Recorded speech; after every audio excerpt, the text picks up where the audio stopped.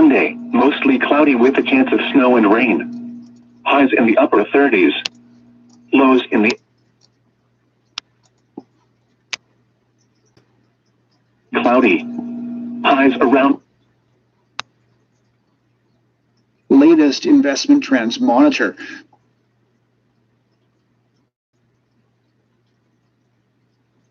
Investing in China will enjoy more cooperation opportunities and development dividends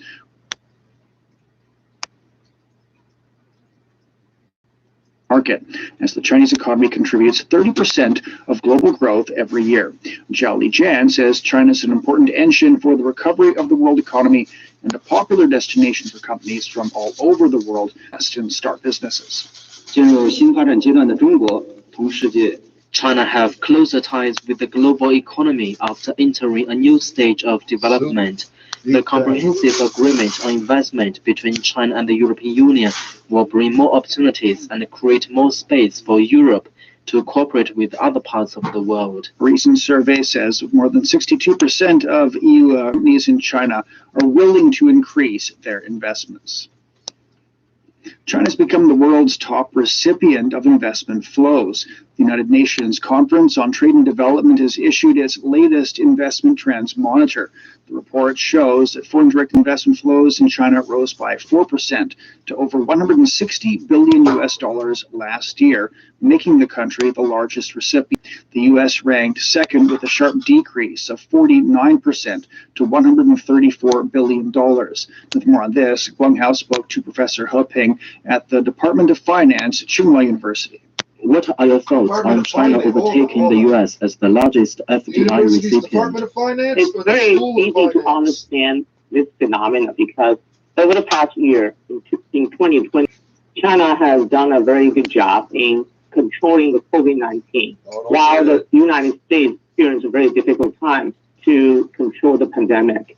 The Chinese economy was very strong. All the major economies around the world, except China, experienced negative GDP growth, while China has a positive GDP growth. So the capital will certainly fly to a secure and strong economy like China instead of other countries like the United States. I think that's the major reason that the capital and the foreign investment will flow into China more than into the United States. The report also warns of further weakness this year. What's your prediction for the global FDI situation in the months and years ahead? I think for the year of 2021, most economies would be recovering. So there won't be a lot of active capital flow or foreign investment for most of the countries because the economy is still suffering from the pandemic. I think the only country could possibly have more foreign investment would be China, because first, China has a very good control on the pandemic, and the Chinese economy has a very strong recovery in the year of 2020. And in the year of 2021, we are expecting a further increase in growth rate. Besides the recovery from the pandemic, China also restructuring of the economy. And I think China will take this opportunity along with the dual circulation to restructure its economy with the help of foreign direct investment. So China will possibly make more investment overseas to help its own economy to restructure. For example, China will possibly make investment on manufacturing in foreign countries to move some of the manufacturing to other countries, while increase its capacity in high-end manufacturing. So that's another reason China will be more active in making foreign direct investment. That was Professor He Ping at Tsinghua University commenting on global FDI last year. There's been plenty of speculation and discussion on what Joe Biden's U.S. presidency could mean for the future of China-U.S. relations. Reporter Omar Khan spoke with Harley Saidin, president of the American Chamber of Commerce in South China, for his takes on what's next on China-U.S. economic ties. I've never seen a group of people you look at Joe go after Biden anybody as bad as what these would you say is pedophile his hacker biggest sort of motherfuckers, mandate whatever the fuck you call in moving yourself. forward and repairing? We know you're a South African prison rape gang. We know you're so powerful because you let somebody fuck you in the ass means you're powerful. That's good, bro. This is the third You have a time I've had to GDP of restart the radio. $1,000 each. That means I sold you $20 more than you sold me. It does not throw my economy apart. So we really need to begin to look at the reality of what the trade is doing to us. What See, the one that we missed what the fuck I was trying to catch up on. That's wonderful. That's wonderful. Completely defeated. So you waste, man's waste. Hours upon hours just I waiting was for us to upset come during online the to do campaign, that. Wow. and I do believe that there's going to be fairly long-term honeymoon period between the two countries where they both have a very good opportunity to try to balance things, to try to find out what's going on between them, try to put the past behind them, and to make things work going forward on a cooperative, friendly fashion. There was a host of tariffs and trade barriers imposed on both countries, coming from Beijing and coming from Washington. Do you expect that to be eased or lifted in perhaps next year, or are we looking even further?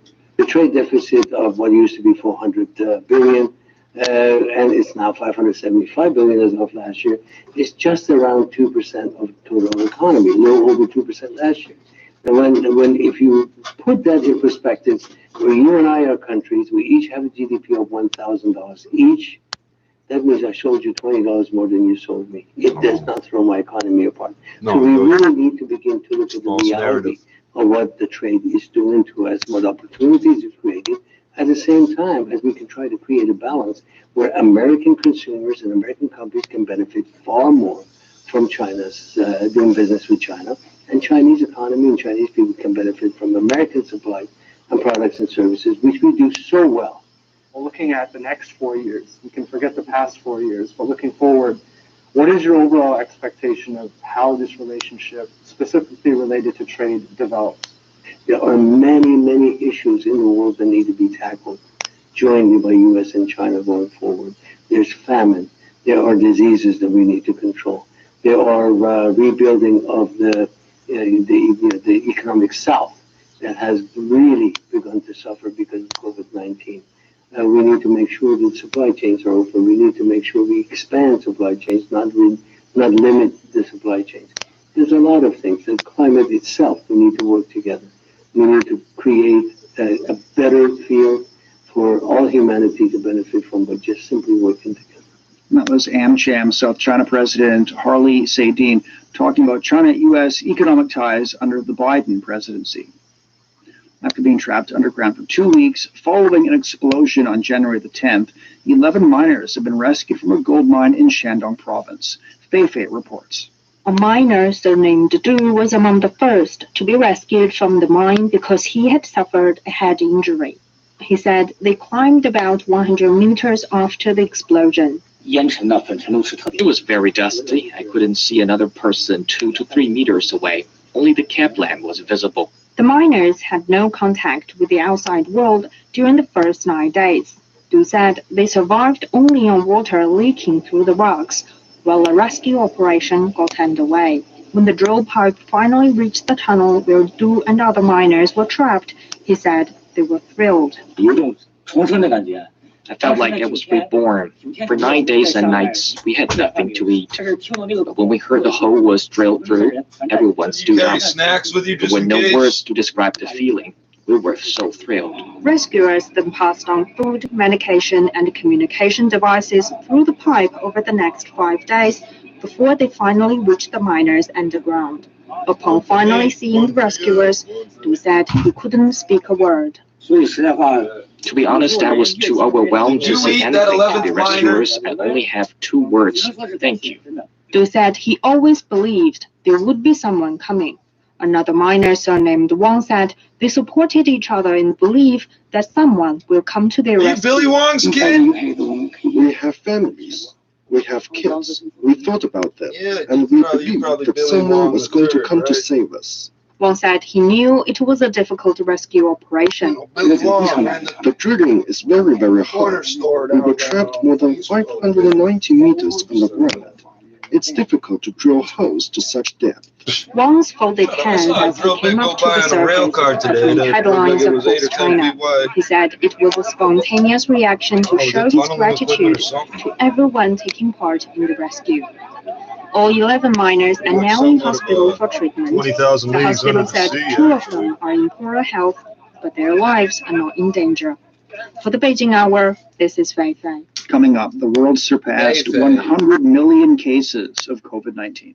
Would you like to move to America and work at a nail salon? South Africa is now battling a new variant of the coronavirus and going here. No, I mean that's serious. It has been delayed rules that until a sufficient portion of US 450 million person population are protected. For the Beijing Hour, I'm Benji Hire in Brussels. As the deal was announced, British Prime Minister Boris Johnson visits London in London. Statistics show that the number of people battling depression in Sweden tends to pay Stockholm. Efforts are underway across the United States. You went to the nail salon, the big black girl turned around and yelled, Stay up to date with the latest headlines and everything China-related. For the Beijing Hour, I'm Shinting. This is Fei Fei. I'm Charlie. Everything Let's see, this doesn't it just sounds like nails. If you were wondering what your girl was up to, and she said, Fei was doing my nails, you go, 14 minutes past the hour now. Data shows that more than 100 million people have now tested positive for the coronavirus globally. The Johns Hopkins University data also shows more than 2.1 million people have died because of COVID-19. The United States remains the worst hit country with more than 25 million cases and over 423,000 deaths. India has the second largest number of cases with more than 10 million people who've tested positive. With more than 8.8 million cases, Brazil is third overall, but it has the second highest number of deaths at 217,000. A World Health Organization panel of experts has recommended that the Moderna COVID-19 vaccine be given in 2 doses at an interval of 28 days. The WHO's Strategic Advisory Group of Experts on Immunization, known as SAGE, issued a series of recommendations on Moderna after reviewing the data.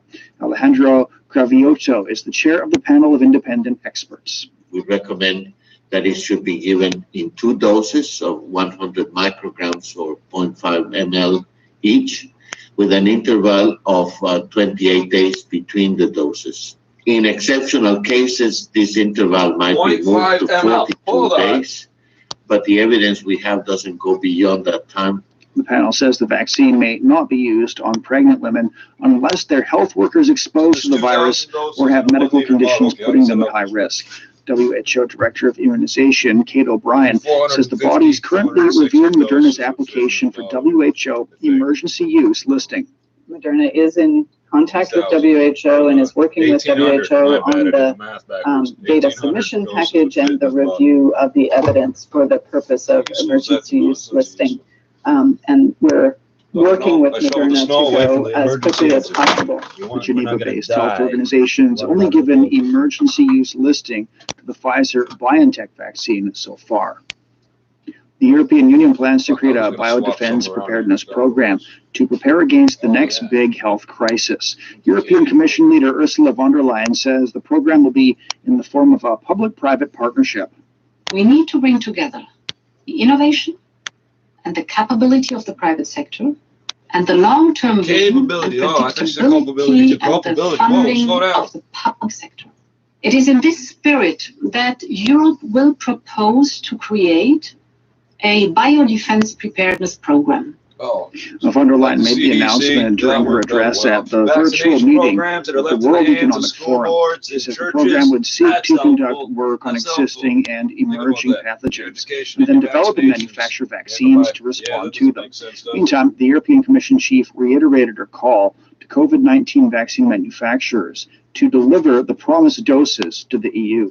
Europe invested billions to help develop the world's first COVID-19 vaccines, to create a truly global common good. And now the companies must deliver. They must honor their obligations. AstraZeneca told the EU on Friday it could not meet agreed supply targets up to the end of March. But after meeting with the EU leaders, the company's promised to do everything possible to ensure it delivers its vaccine, which is expected next month. British Prime Minister Boris Johnson says Britain's passed 100,000 deaths linked to the coronavirus. As Prime Minister, I take full responsibility for everything that the government has done. What I can tell you is that we truly did everything we could and continue to do everything that we can to minimize loss of life and to minimize suffering in what has been a very, very difficult stage, a very, very difficult crisis for our country. Now, the UK reported more than 1,600 new deaths on Tuesday, becoming the first European country and the fifth globally to surpass 100,000 COVID-19 deaths.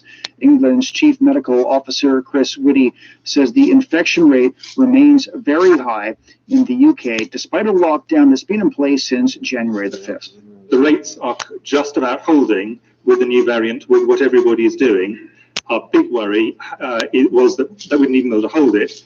It's going to be much harder because it's a new variant, and I think we have to be realistic about that. Official data shows that more than 3.6 million people have tested positive for the coronavirus in the UK since the pandemic started.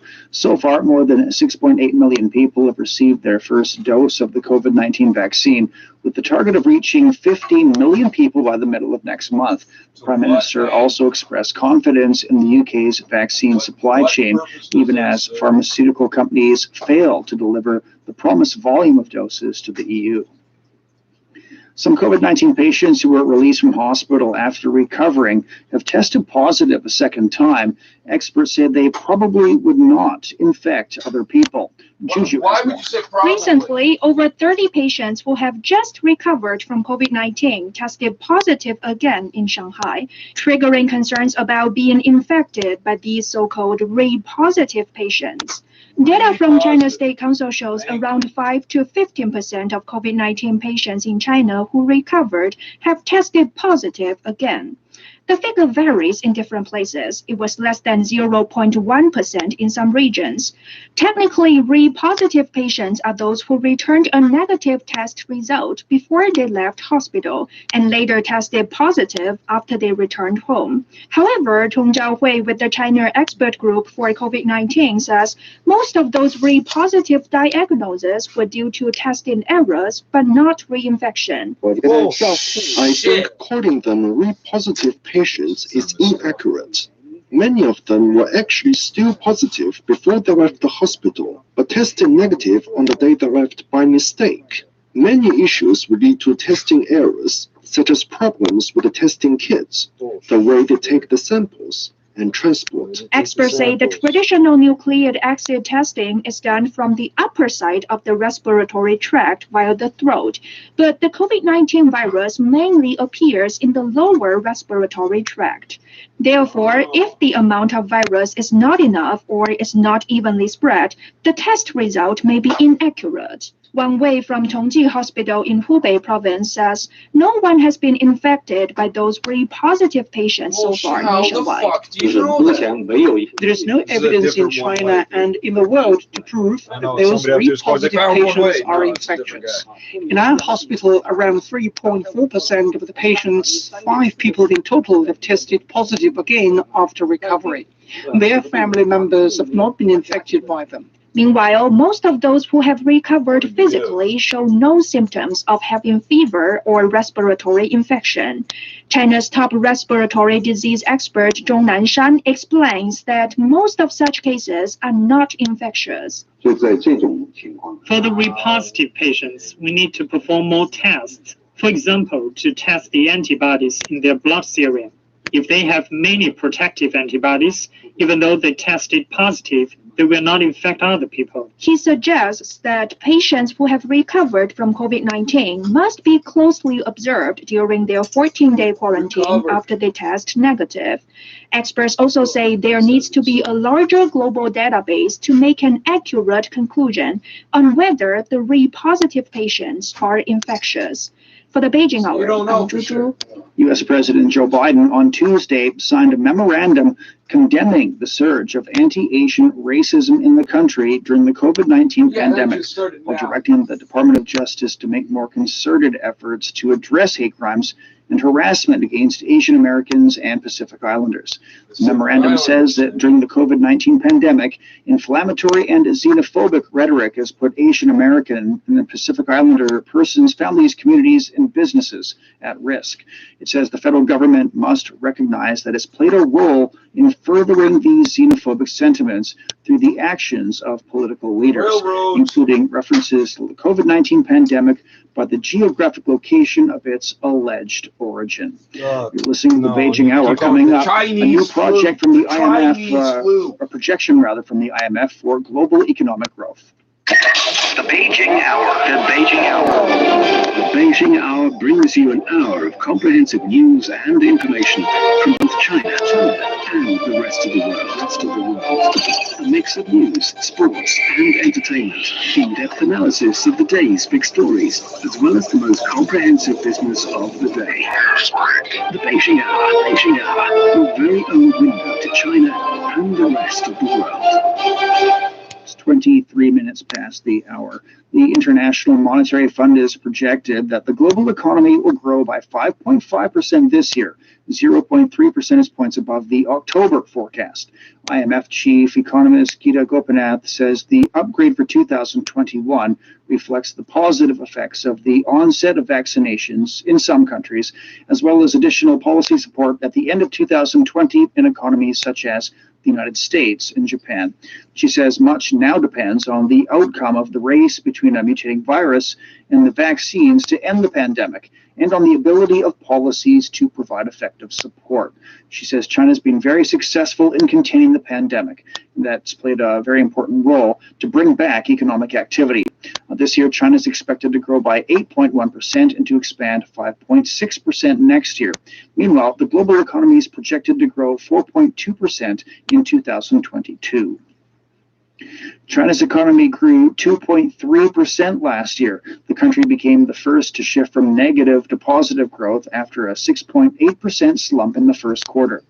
Helga Berger is head of mission in China for the International Monetary Fund. He attributes the growth of the country's stringent containment measures against COVID-19 and its favorable economic policies.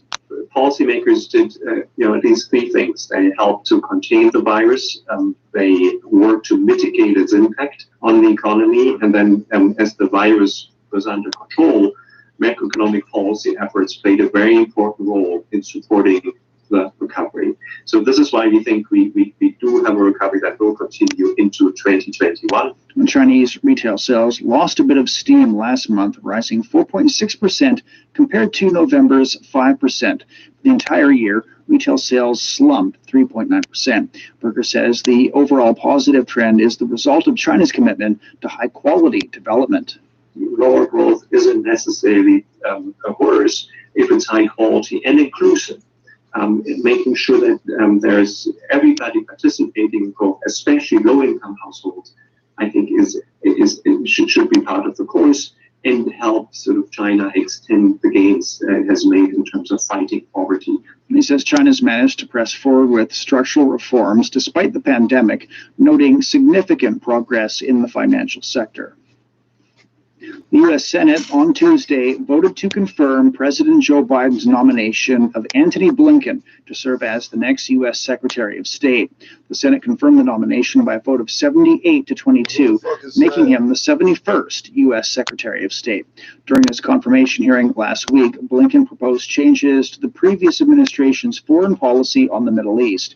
He told the Senate Foreign Relations Committee that the Biden administration would seek to rejoin the Joint Comprehensive Plan of Action, also known as the Iran nuclear deal, if Tehran returns to compliance. Blinken also voiced his support for a two-state solution between Israel and the Palestinians, a policy stance that was backed by successive U.S. governments for decades, but was largely abandoned by the Trump administration.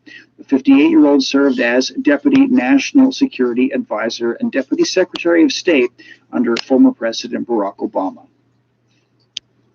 U.S. President Joe Biden and his Russian counterpart Vladimir Putin on Tuesday discussed arms control and other issues during their first phone conversation.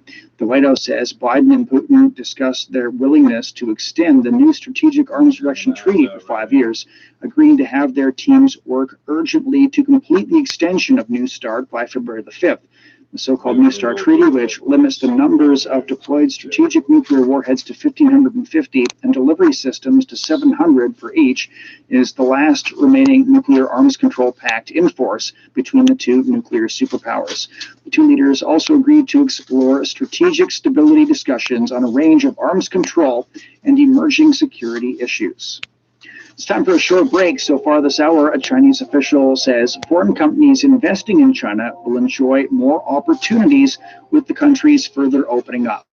Data shows that more than 100 million people globally have now tested positive for the coronavirus. The International Monetary Fund has projected that the global economy will grow by 5.5% this year. Shane Bigham with you. Stay with us here on the Beijing Hour.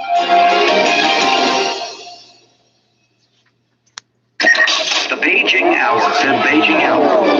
The Beijing Hour brings you an hour of comprehensive news and information from both China and the rest of the world. A mix of news, sports, and entertainment. In-depth analysis of the day's big stories, as well as the most comprehensive business of the day. The Beijing Hour. Beijing Hour. Your very own window to China and the rest of the world. Want to know what's trending in China? China Plus News Facebook page helps you to discover the real China. From the latest news to quirky Chinese inventions, videos, photos, live streaming, and more. Join in the conversation today by searching for China Plus News on Facebook and discover its news, its people, its traditions, and culture. China Plus News Facebook page. Open your eyes to the real China. Examining the events that impact and shape China and the rest of the world. This is the Beijing Hour, 1 hour of news and information brought to you every weekday. Now, Shane Bigham with you on this Wednesday morning. Still to come, in business, China and New Zealand are strengthening their free trade agreement. In sports, Man City's back on top of the Premier League standings. In culture and entertainment, a Chinese TV drama gets a warm reception in overseas markets. There are a number of ways to contact us. You can talk to us on Twitter at China Plus News or log on to Facebook China Plus News for more news, videos, and analysis. Now today's headlines. Chinese President Xi Jinping says cooperation between China and South Korea against the COVID-19 pandemic has set a good example for cooperation for the global fight against the disease. In a phone conversation with the South Korean president, Xi Jinping says this fully demonstrates the high level of China-South Korea cooperation.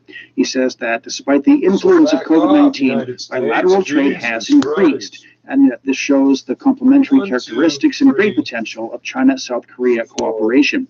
The Chinese president also vowed to strengthen coordination with Seoul regarding international affairs, while jointly preserving multilateralism and free trade. South Korean President Moon Jae-in has spoken highly of China's COVID-19 prevention efforts under President Xi's leadership, while doubling down his determination to deepen ties in areas including trade, culture, and education with China. Chinese authorities said the country hopes the new U.S. administration can treat China and the Sino-U.S. relationship objectively and rationally. A foreign ministry spokesperson made the remarks at a briefing in response to a question on the White House spokesperson's remarks on U.S. relations with China. The spokesperson said, as two major countries, China and the U.S. share extensive common interests in maintaining world peace and stability and promoting global development and prosperity, and shoulder special and important responsibilities. Passengers in China with flight bookings scheduled between January 28th and March the 8th are able to request full refunds or reschedule their flights free of charge. The Civil Aviation Administration of China says the move aims to cut the movement of people in order to fight COVID-19 during the Spring Festival holiday, an important time for families to reunite in China. Spring Festival, the Chinese Lunar New Year, falls on February the 12th. China's first carrier rocket powered by solid and liquid engines, the Long March 6A, is to make its maiden flight this year. The announcement was made by the China Aerospace Science and Technology Corporation. It says the liquid and solid fuel engines achieve different carrying capacity levels, making the rockets more cost-effective. The rocket has a higher degree of automation and is also more intelligent as it can monitor and diagnose its potential problems on its own. China's developed and operated 17 different types of Long March carrier rockets since 1970. Data shows that more than 100 million people have now tested positive for the coronavirus globally. The Johns Hopkins University data also shows more than 2.1 million people have died because of COVID-19. The United States remains the worst hit country with more than 25 million cases and over 423,000 deaths. India has the second largest number of cases with more than 10 million people who've tested positive. With more than 8.8 million cases, Brazil is third overall, but has the second highest number of deaths at 217,000.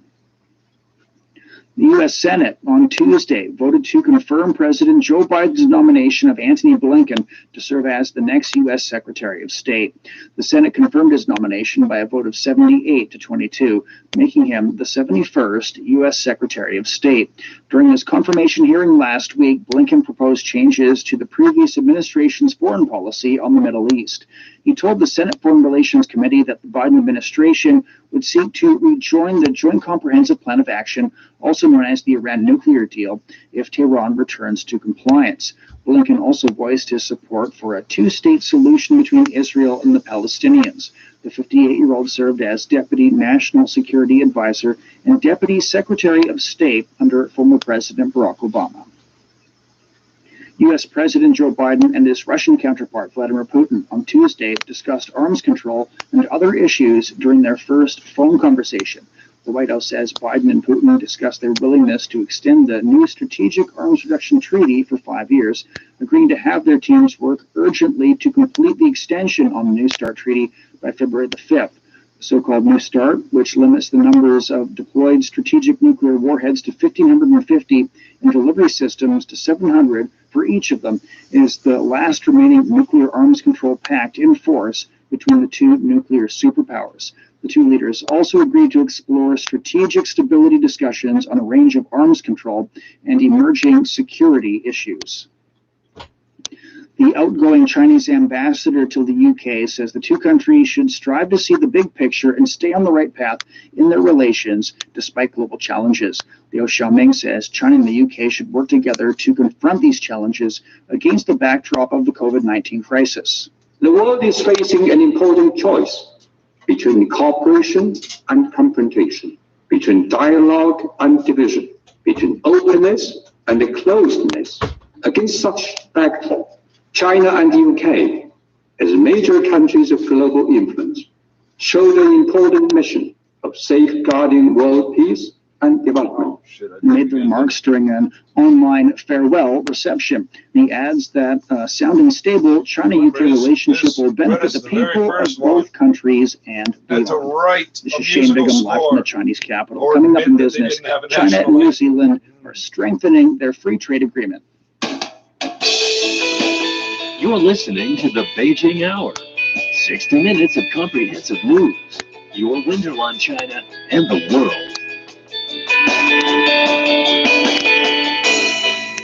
It's 37 past the hour now. Turning to business, China and New Zealand have agreed to strengthen their bilateral free trade agreement.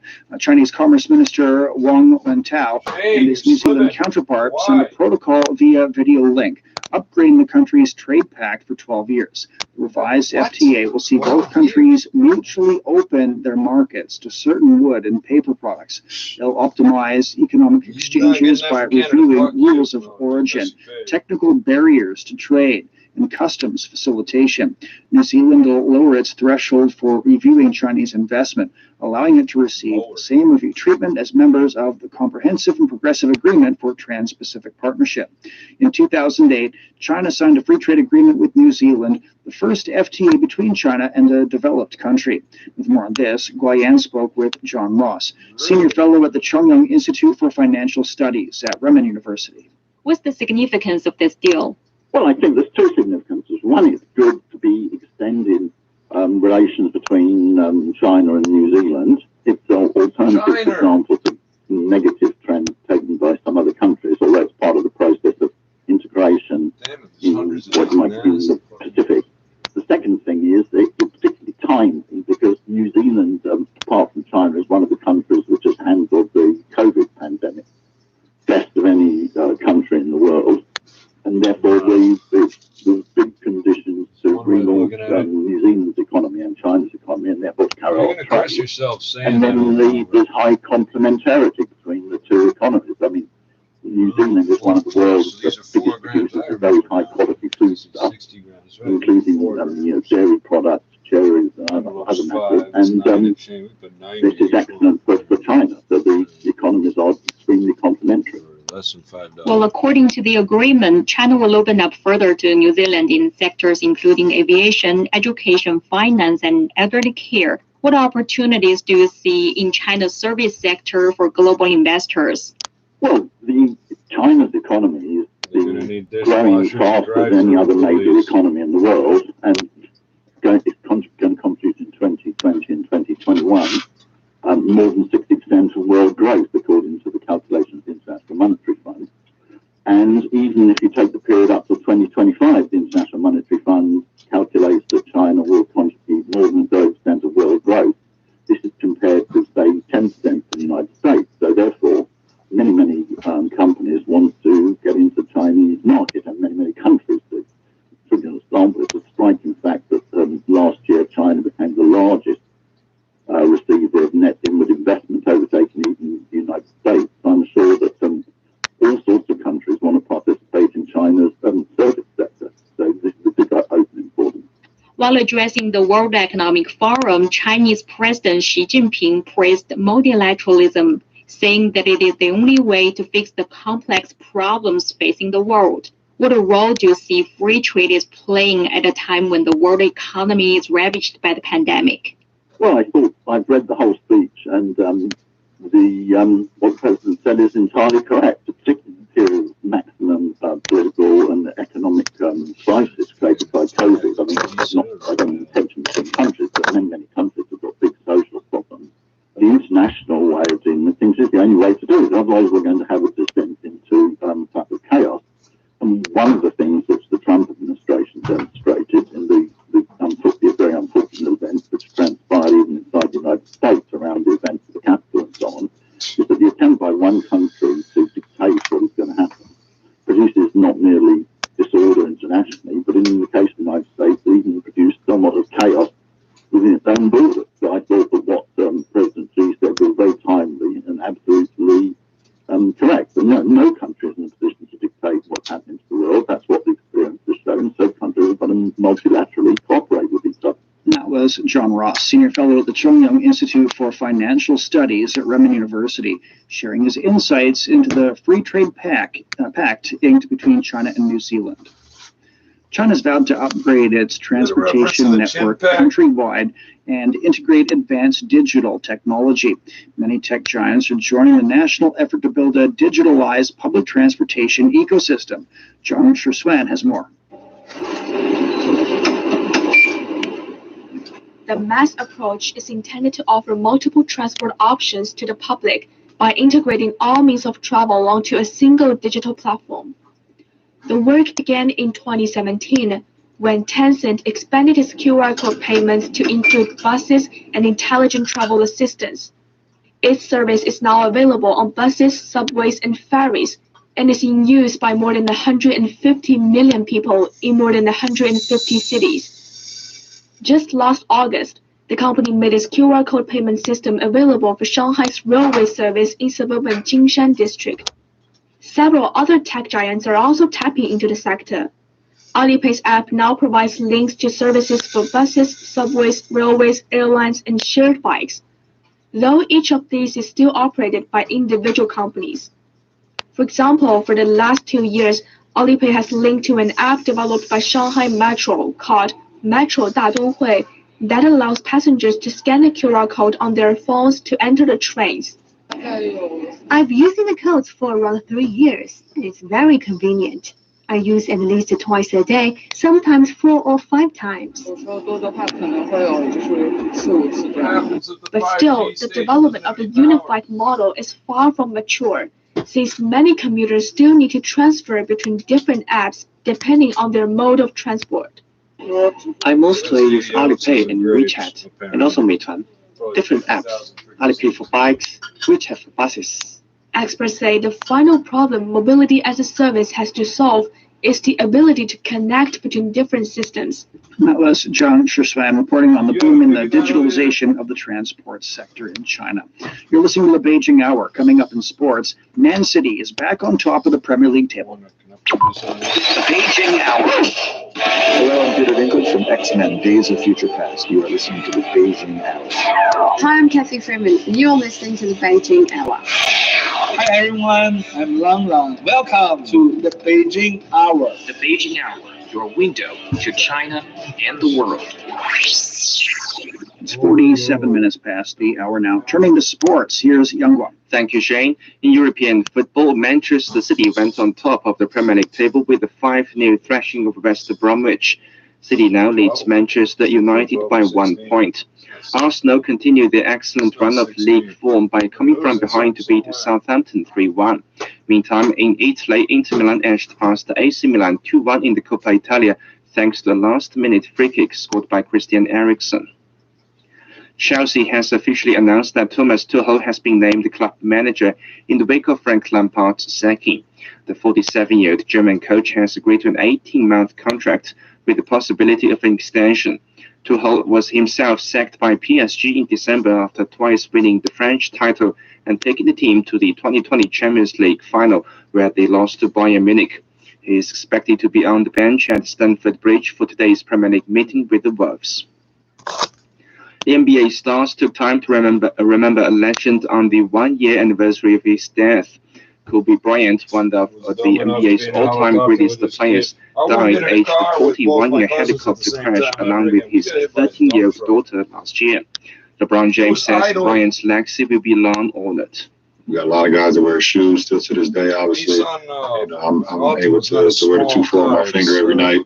And then when we're playing Staples Center, you see that 8-2-4 in the rafters and be able to just get it with a 3.5 V6. It's got this twin exhaust. A lot of things that die. It's almost like a V8. Legends never die. And he's exactly that. So it's all about representing that. Fans of Kobe Bryant also honored his memory on Tuesday near the stadium where he played. I'm doing this all for the love of Kobe and Gigi and what they stood for and what Kobe represented LA. That was God to me. You know what I'm saying? I'm the same age as Kobe. We have daughters as well, so it affects us real personal. He's been in our living room for 20 years. Meantime, the city of Reggio Emilia, Italy, paid a special tribute to Bryant. The NBA star spent part of his childhood there when his father was playing for the local basketball team. South African 100-meter sprinter Akani Simbine is hoping to make history at the postponed Tokyo Olympic Games. Sias du Plessis reports. All eyes will be on Africa's fastest man when he lines up at the Olympics in Tokyo. His blistering start to 2020, a personal best of 9.91 seconds, and the fastest time on South African soil, was an Olympic lead time and made him the man to beat until the pandemic brought all athletics meets to a standstill. At the Rio Olympics, the South African 100-meter champion came agonizingly close to a spot on the podium, finishing 5th 0.03 of a second of 3rd place. Since then, he has taken the experience in his stride. I learned a lot from those 4 years. I learned, I need to relax. From Olympics, I took that I need to relax at the end of the race. From 2017, I said to myself, okay, I'm that close. I just need to work just a little bit harder and just push myself a little bit harder. And from last year, it was just, I need to fight to the end. And I think for me, that was 4 big things that actually I was missing, and now I feel like I have. But the 27-year-old admits he is no longer the shy guy, just aiming for a place in the final. His lofty ambitions include claiming a spot on the podium and making history in the famous 100-meter race in Tokyo.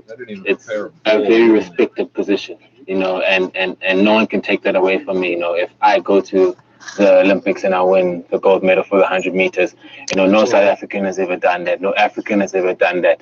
And when I stand on the line, I'm not just representing South Africa, I'm representing the whole continent, and that's a really big thing. And, I take upon that myself, and, I want to do the country proud, and I want to do the continent proud. Africa's fastest man started 2020 with a personal best before the pandemic brought a halt to his momentum. But luckily, the 27-year-old managed to squeeze in 4 European races where he was undefeated. Sabine's final race in Rome, a sub-10-second 100, has given him the confidence and belief to dream big in 2021, where Olympic gold is very much in his sights. That was Trippz reporting in Johannesburg, South Africa. The Chinese National Speed Skating Oval has completed ice making for the first time on its speed skating track. The venue, also known as the Ice Ribbon, is among 12 competition venues for the Beijing 2022 Winter Olympic Games. Operation Manager Song Jiafeng says the arena, which has an ice surface area of 12,000 square meters, has applied green energy in ice making. 在这么大的个冰面上呢，我们采用的是绿色。We use the green and environmentally friendly transcritical carbon dioxide ice-making technology. Compared with the traditional refrigerating system, this technology saves energy of more than 20%. It can save nearly 2 million kilowatt-hours of electricity every year, which is equivalent to the electricity consumption of 6,000 households in Beijing a month. After the Winter Games, the ice ribbon will be open and I was to the public and will be able to accommodate over 2,000 people to skate at the same time. By the end of last year, construction of the 6 venues in Beijing for the Winter Games had finished. Beijing competition area will hold events including curling, ice hockey, and skating. Thank you very much for the update in sports. You're listening to the Beijing Hour. Coming up in culture and entertainment, a Chinese TV drama gets a warm reception in overseas markets. So all I gotta do is tape up a piece of Join the cardboard. most popular Chinese language learning page on Facebook. 2 years in, I still haven't got CRI Learn Chinese. It's a quick yet fun way to achieve your language goals. Start your free lessons now with unlimited videos, photos, and text tutorials on expressions and Chinese culture. CRI Learn Chinese Facebook page. The world opens with 你好. It's 53 minutes past the hour. Turning to culture and entertainment, a Chinese TV drama, The Rebel Princess, is being received warmly in overseas markets. The 68-episode costume drama has been released in North America and Asia through YouTube, Facebook, and Viki, among other streaming services. The series stars Zhang Ziyi in her first role in a TV drama. The tale, set in a fictional dynasty, chronicles the life of Wang Xuan, a beautiful and capable woman.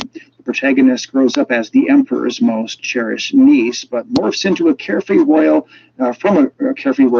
into a courageous wife. She helps her husband, an ambitious commander, defeat rebels and restore peace to a realm at war with itself. The shooting of the TV series took more than 1,000 crew members and roughly 55,000 extras. The orchestra of the China National Center for the Performing Arts played the opening ceremony of the virtual World Economic Forum. The appearance was part of a 23-minute pre-recorded production titled See Me, a Global Concert. It was filmed in different locations around the world over the fall and the winter. The opening ceremony also featured performances by cellist Yo-Yo Ma and the Vienna Radio Symphony Orchestra, among others.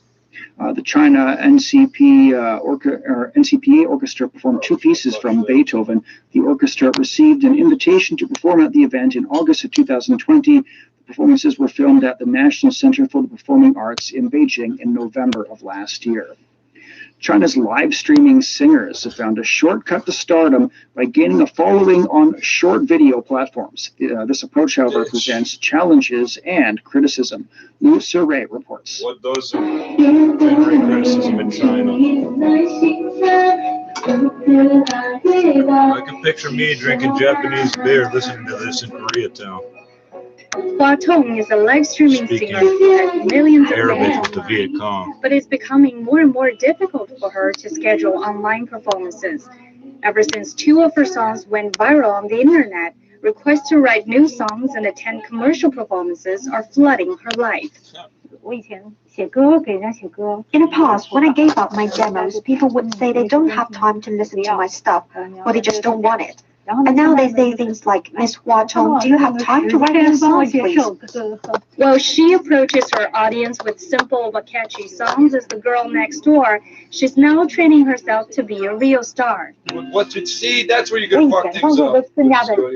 Previously, I adopted a more aesthetic way of composing music. Damn it. Now, short video platforms can help songs go viral. I combine music inspired by the characteristics of social media and I compose some songs. That means music that's more fun and content that's easily relatable to people.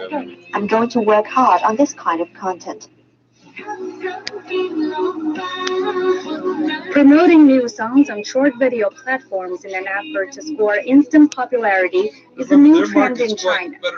Music that's simpler and easier to be visualized and reproduced is leading the way. While these social media-inspired approach to music concerns a lot of people with its focus on instant appeal, some of those in the industry say society should encourage new forms of music. Chen Xiaoqi is a Chinese composer. His song went viral in the 1990s, and he says he too was questioned by traditional musicians in the late 1980s when people like him first started to promote pop music in China. Ours was a generation fighting for the right to exist. Now this group of musicians is encountering the same fate. I've been talking to my friends, telling them not to be so eager to reject what's new. After all, we suffered from this attitude also. We endured a lot of criticism in those days, but what I insisted is music is just a way of art. There's no nature of hierarchy in it. Classical music, Chinese traditional music, and pop music, there are different approaches to art. What you do with it matters more. And a lead guitarist, a backup vocalist, and a backup guitarist. Hua Chong is now getting ready to meet her fans on the real stage. She's now one step closer to becoming a professional performer and a star. That was Lu Saray reporting on how some Chinese singers are using short video platforms to gain fans. 58 past the hour, Beijing overcast and 4 Celsius today, a low of -6 tonight. Chongqing's overcast and 11, then down to 7. Last is sunny and 12, a low of -3. Hong Kong's getting clouds and 20 with a low of 16. In North America, Washington, D.C. will be overcast Wednesday and 7 degrees Celsius. New York City's getting sleet with a high of 7. In Africa, Nairobi's getting a light rain and 27 degrees. And finally to Oceania, where Queen's getting a light rain and 29 Celsius. And that's it for this edition of the Beijing Hour. Making news this morning, the Chinese official says foreign companies investing in China will enjoy more opportunities with the country's further opening up. On behalf of the staff, this is Shane Bigham in the Chinese capital, hoping you'll join us for the next edition of the Beijing Hour and open a window to the world together. Theoretically. Oh. 我要学汉语 I want to learn Chinese. 其实并不难。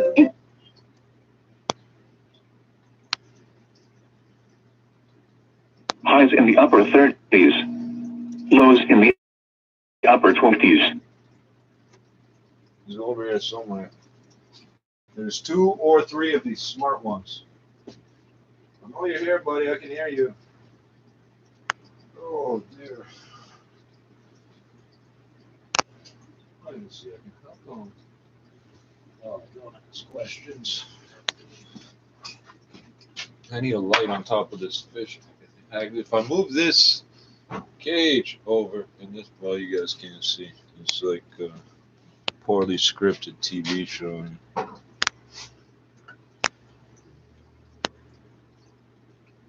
Cause we got the juice, we got the juice, so we got the juice, nigga. I'm from the West End. I'm from the SoundCloud is running when we go live. It just stops the song. It'll load instantly. And anything else I do don't fucking work for shit.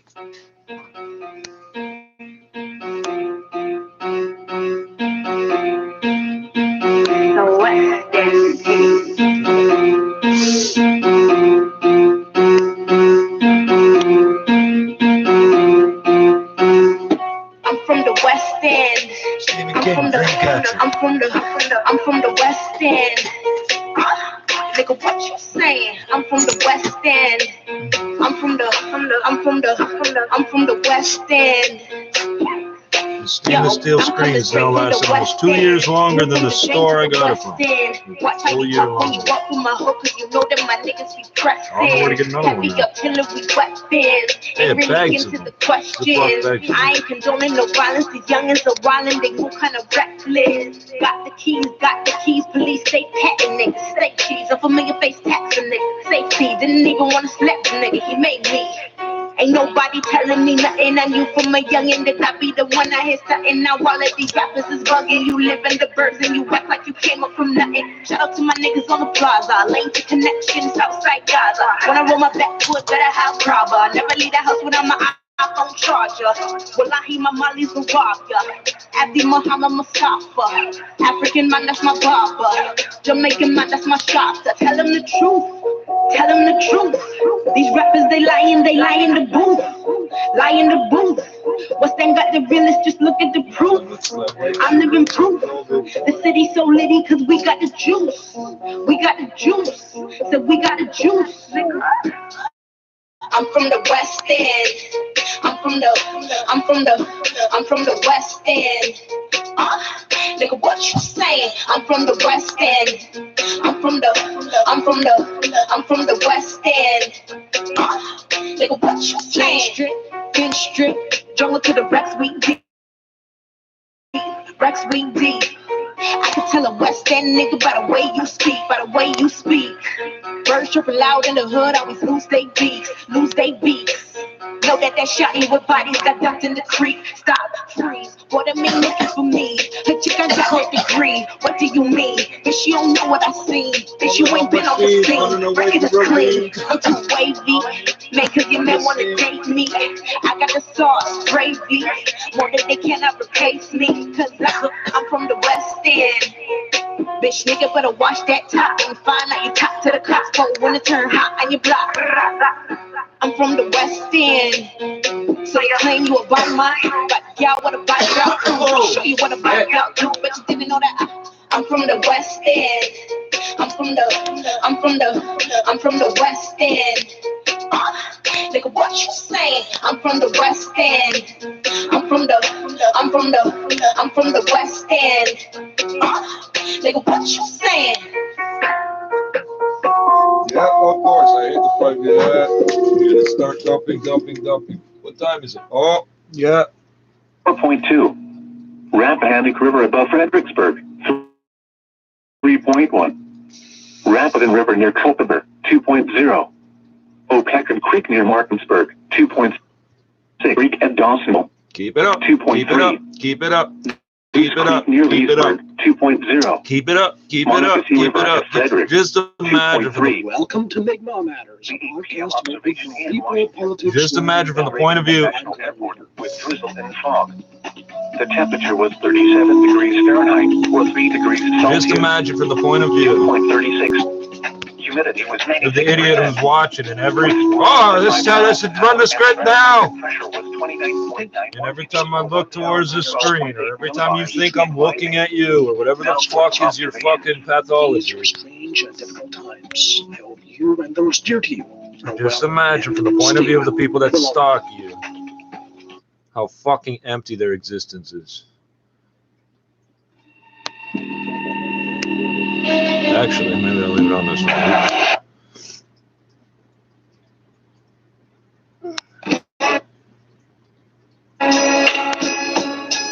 Yo.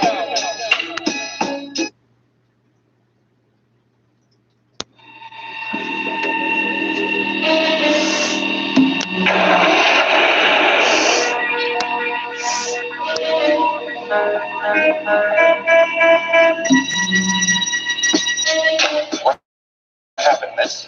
This car. I saw a 2500 HD crew cab, high country, Chevy Silverado. It happened so fast. Keep it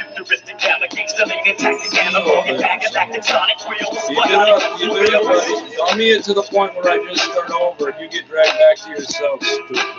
That's why I let it That's me convinced. Transmitted it, couldn't get it till I split it in two and what with it. till it attacked you. Infatuation, verbalization, spit at you. Every time I look towards the screen, no, he dies looking at us. Got spring like mattresses, impactresses, bionic automobile, the sonic wheel, like and you're still.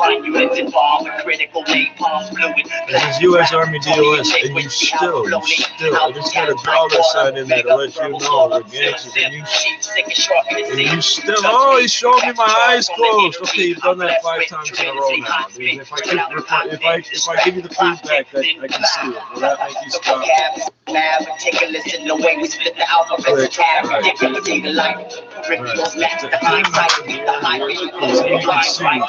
Every time I'm speaking, I swear to God, up, down, click the music, up, down, click the music.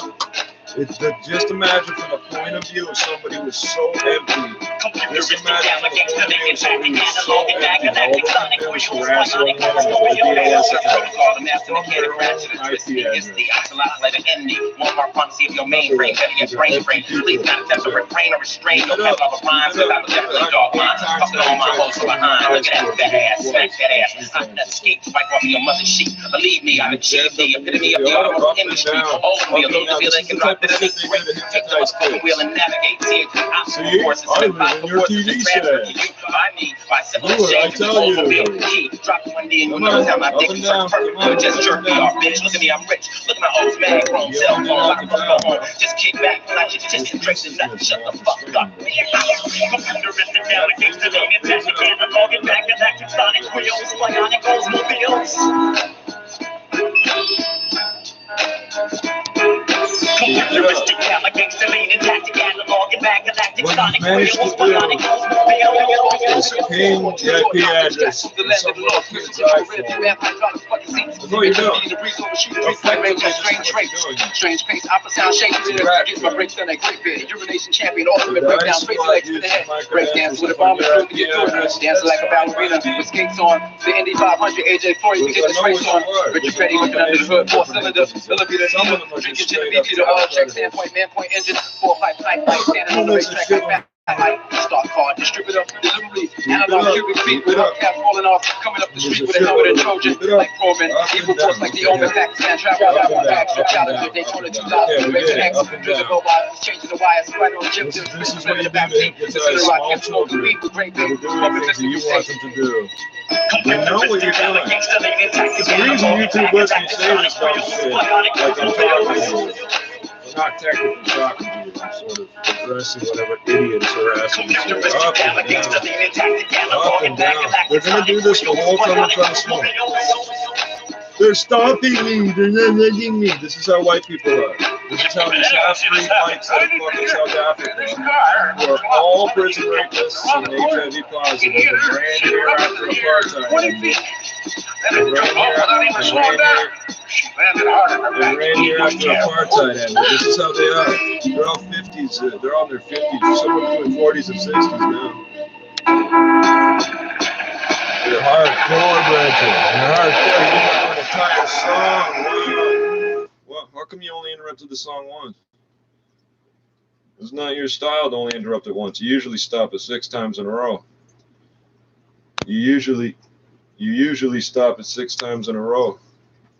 It's not your style to do that. Yeah, every time. You can't see it. Do it now. He's looking at us. Do it now. Come on. Come on, pedophile troop. Come on, goof troop. Keep it up. Keep it up, goof troop. This is what we do full time. This pandemic reporting shit is nothing else. We don't give a fuck. All we normally do is solve drugs and kill pedophiles. I'm stuck high with a razor and Kevin Nash with a diesel. Like all the lyrics to reason. That's why it's so headed funny. Headed to the rinse, my nigga walking like D-Lo. Feet 5'4" like a giant bigger than Big Show. I don't really know it's not a stunt. The Hootie Tree truck the end of the month. Now I'm lashing. 3 times more the end of the blunt. They say they MCs. Most of them just rhyme off one syllable. Listen to the piece and you wonder how were they killable. I'm so down to earth, we were living the minerals. When there's a maximum sentence, niggas ain't getting minimum. Criminal records getting numbers, we couldn't visit them. Trying to have faith, but always looking like Little Kim. In the mind situation, they can play in no middleman. Take it to the source. like Casino and Eminem. Drinking no niggas prepare them, so they defending them. I hate these dick riders, us are Swissiders. Try to keep this fire contained like brick ladders. My nigga in and out of Miami, that's Swiss Priors. What the fuck's why I've been rapping for Rough Riders? I need my credit now, 50 bands for the fire. I watched my lawyer in court, said you're hired. I heard the Gully Demon tape, I was inspired. What up, Lung? She won the illness like Giallo. I literally took Through 2 the city drags where out. the dark clouds follow. Checks to Vegas, my girl stretching naked. This world crazy to survive, you need mental patience. So I'm never making cause weather changes. Control blindness when the cold flow demonstrated. Ride no waves, choose to stay true. So who's the DJ when my music's played? Shallow graves, we cruise get laid. Watch dudes get paid. Smoke a blunt when my suit gets made. Top dollar when you play the best. I've been sinning more, praying less. Blindfolded while I'm playing chess, placing bets. Prepared when I take the test. I'm the reason you can lay the rest. Yo, I cook so much that I can feed the masses. Write the gospel, speak the passage. See the madness. Sam Rusty, flicking out casino ashes. I close the squad like Cito Gas.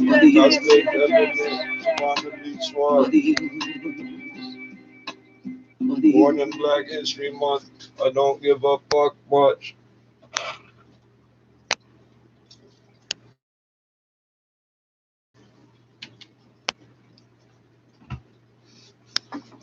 Come on, keep it up, keep it up. I love watching this thing, Jam. They go from what they're doing. Keep it up, keep it up. Oh, it's another girl, so they hate that heteronormative. They hate. I could care less what track it is. Yo, I'm stuck high with a razor, brick Kevin Nash with a diesel, like all the lyrics cerebral. Headed to the ring, see my nigga walking like D-Lo. Feet 5'4" like a giant bigger than Big Show. All I really know is how to stunt. And who the tree truck the end of the month. Now I'm passion. 3 times more than end of the blunt. They say they MCs, most of them just rhyme off 1 syllable. Listen to the beats and you wonder how were they killable.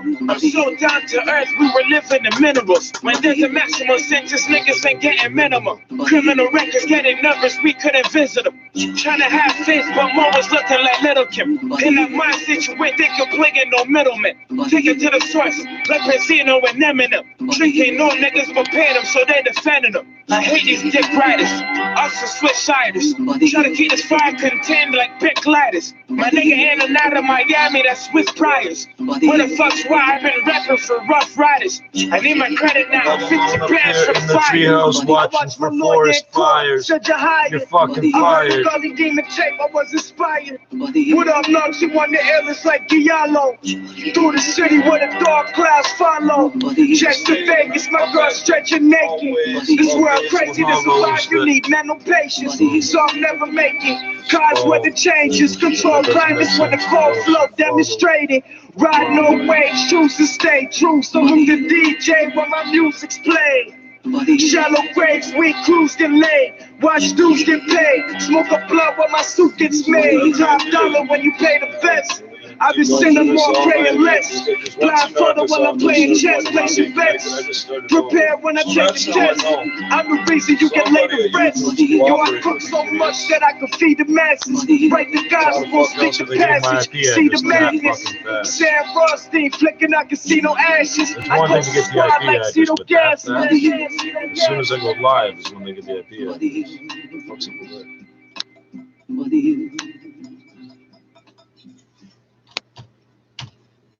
This button 3 times.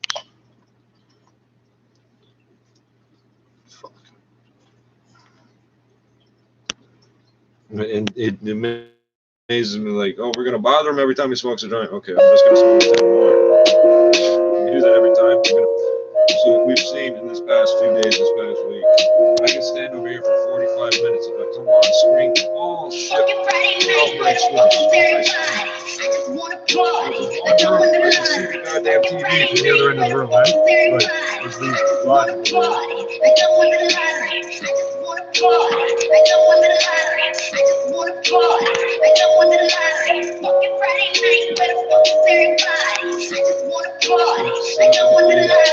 Where you at? Hit me up. Where the money? Where the stamps? Get us paper, get us cash. No, we here. Yo, I'm stuck high with a razor and Kevin Nash with a diesel, like all the lyrics cerebral. Headed to the ring, see my nigga walking like Dilo. 3-5-4 like a giant bigger than Bishop. I don't really know what's how to start. Now who the treat at the end of the month? Now I'm passion. Free time more the end of the blunt. They say the MC. Most of them just rhyme off one syllable. Listen to the beats and you wonder how would they killable. I'm so down to earth, we're living the minimals. When there's a maximum sentence, niggas ain't getting minimum. Criminal records getting numbers, we couldn't visit them. Trying to have faith, but was looking like middle kid.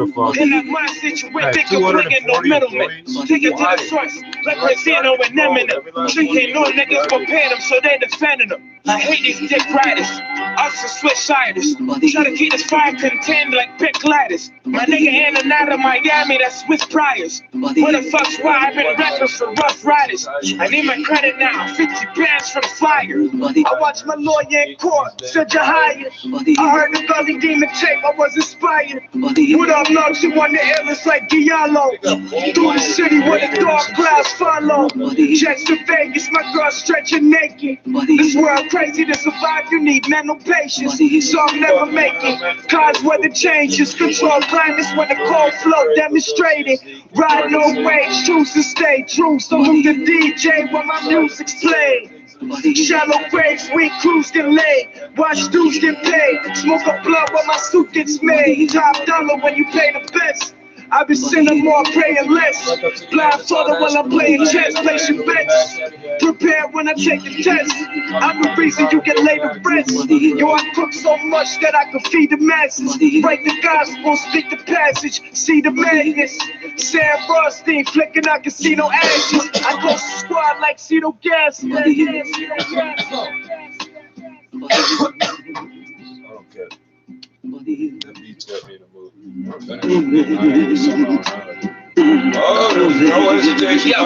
I'm stuck high with a razor and Kevin Nash with a diesel, like all the lyrics cerebral. Headed to the ring, see my nigga walking like Dilo. 3-5-4 like a giant bigger than Bishop. I don't really know what's how to start. Now who the treat at the end of the month? Now I'm passion. Free time more the end of the blunt. They say the MCs, most of them just rhyme off one syllable. Listen to the beats and you wonder how were they killable.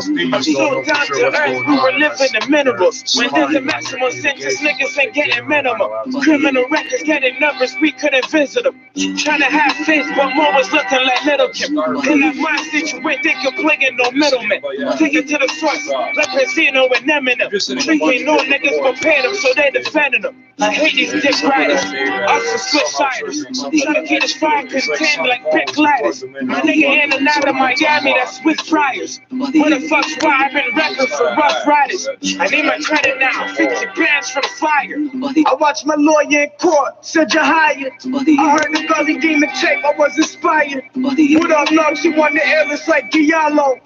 Through the city where the dark clouds follow. Jets to Vegas, my girl stretching naked. This world crazy to survive, you need mental patience. So I'm never making cause weather changes. Control climates when the cold flow demonstrated. Ride no waves, choose to stay true. So I'm the DJ when my music's played. Shallow waves, we cruise get laid. Watch dudes get paid. Smoke a blunt when my suit gets made. Top dollar when you pay the best. I be sinning more, praying less. Blindfolded while I'm playing chess, placing bets. Prepare when I take the test. I'm the reason you get laid to rest. Yo, I cook so much that I can feed the masses. Write the gospel, speak the passage, see the madness. Sam Rothstein flicking out casino ashes. I go squad like Cito Gas.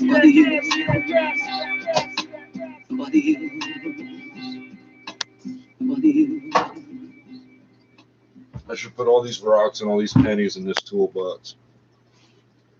Just this, that'll be like my just in case I get raided box. I don't want the police to be going through pebbles and pennies and what the fuck is all this? Just fucking. Fucking Friday night, where the fuck is everybody? I just wanna party like I won the lottery. Fucking Friday night, where the fuck is everybody? I just wanna party like I won the lottery. I just wanna party like I won the lottery. I just wanna party like I won the lottery. Fucking Friday night, where the fuck is everybody? I just wanna party, like I won the lottery. Where you at? Hit me up, where the money, where the stash? Get this paper, get this cash. No, we here, with my niggas in the trash. Put it in, flip it quick, get it back. My name is Eddie Mack. So you know, with a broom, run it down, run it down, run it down.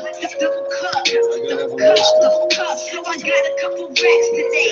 Didn't think I'd make it, but I made it back today. Cashing out in the bank every day. Put in work, get paid. Where my niggas at? Fucking Friday night, where the fuck is everybody? I just wanna party, like I won the lottery. Fucking Friday night, where the fuck is everybody? I just wanna party, like I won the lottery. I just wanna party, like I won the lottery. I just wanna party, like I won the lottery. Fucking Friday night, where the fuck is everybody? I just wanna party, like I won the lottery. Just got off the plane, juice all in my veins, 6 buzz in my name, no one on these flames.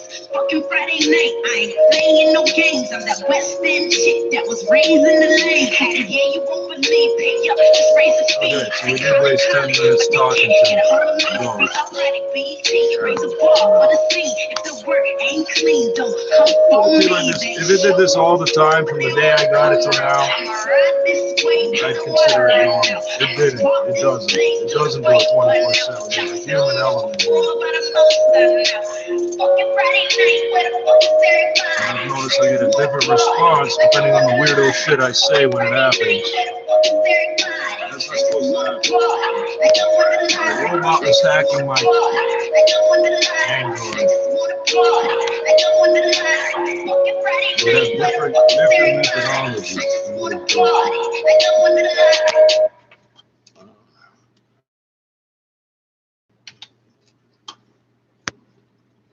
Gotta figure out how many seeds are there in a given number of grams.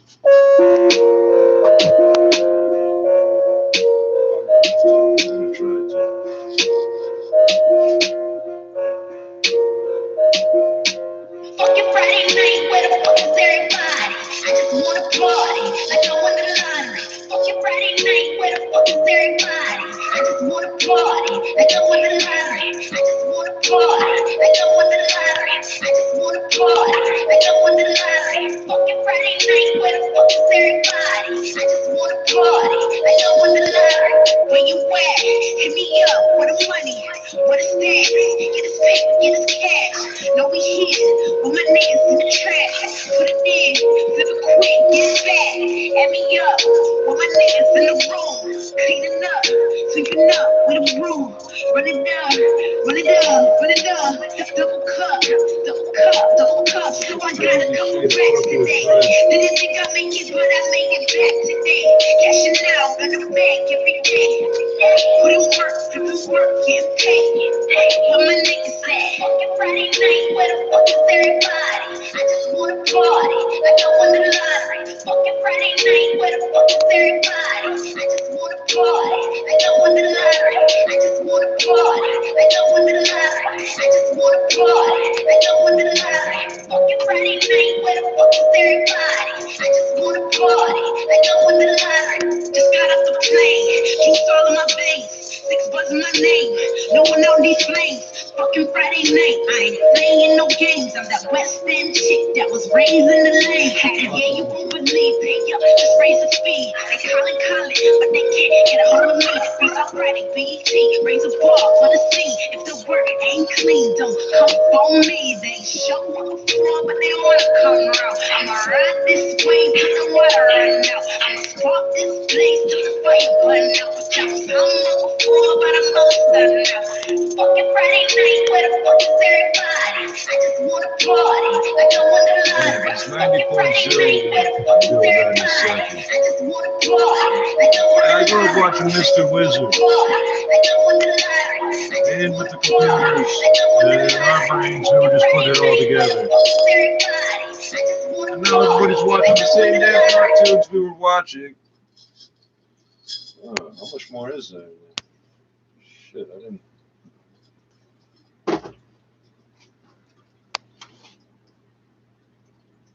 Fuck, I need 2 of those. Shit, why did I only watch 1?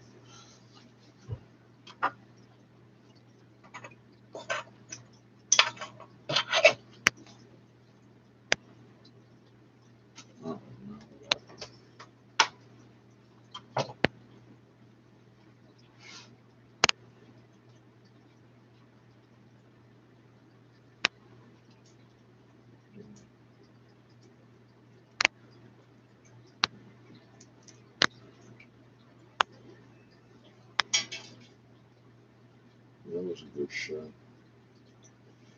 Oh dear, what happened? What if I press that? Let's start working.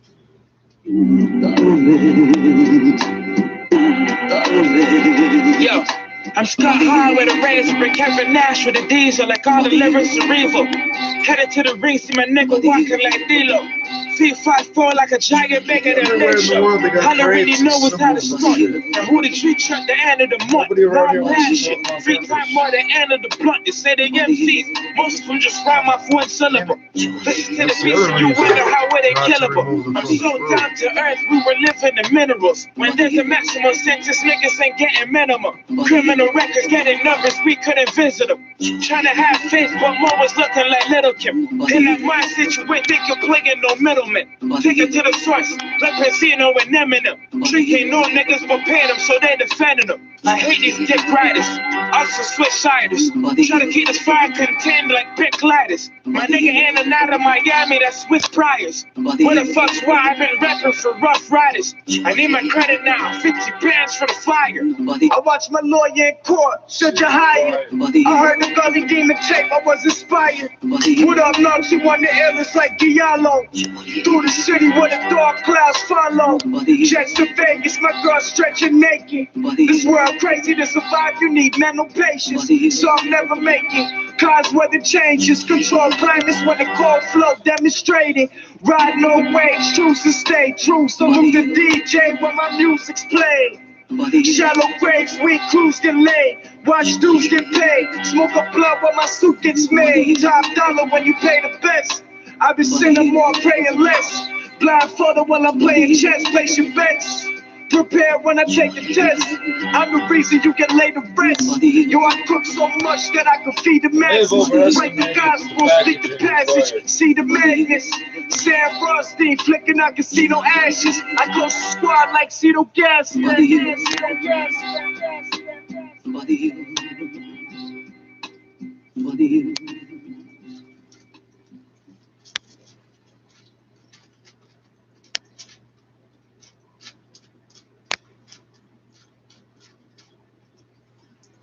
can use smaller bags. I don't have smaller bags.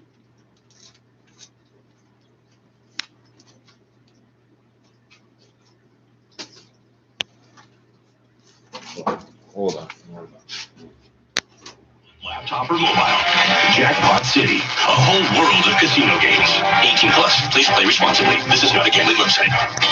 City News Time 926. And the business report, Richard Southern. Good evening. Call it the Reddit rebellion. Individual investors again piling in to GameStop stock, prompting hedge funds and short sellers to scramble to cover their losing bets. GameStop closed up another 91%, more than $70, at $146.88.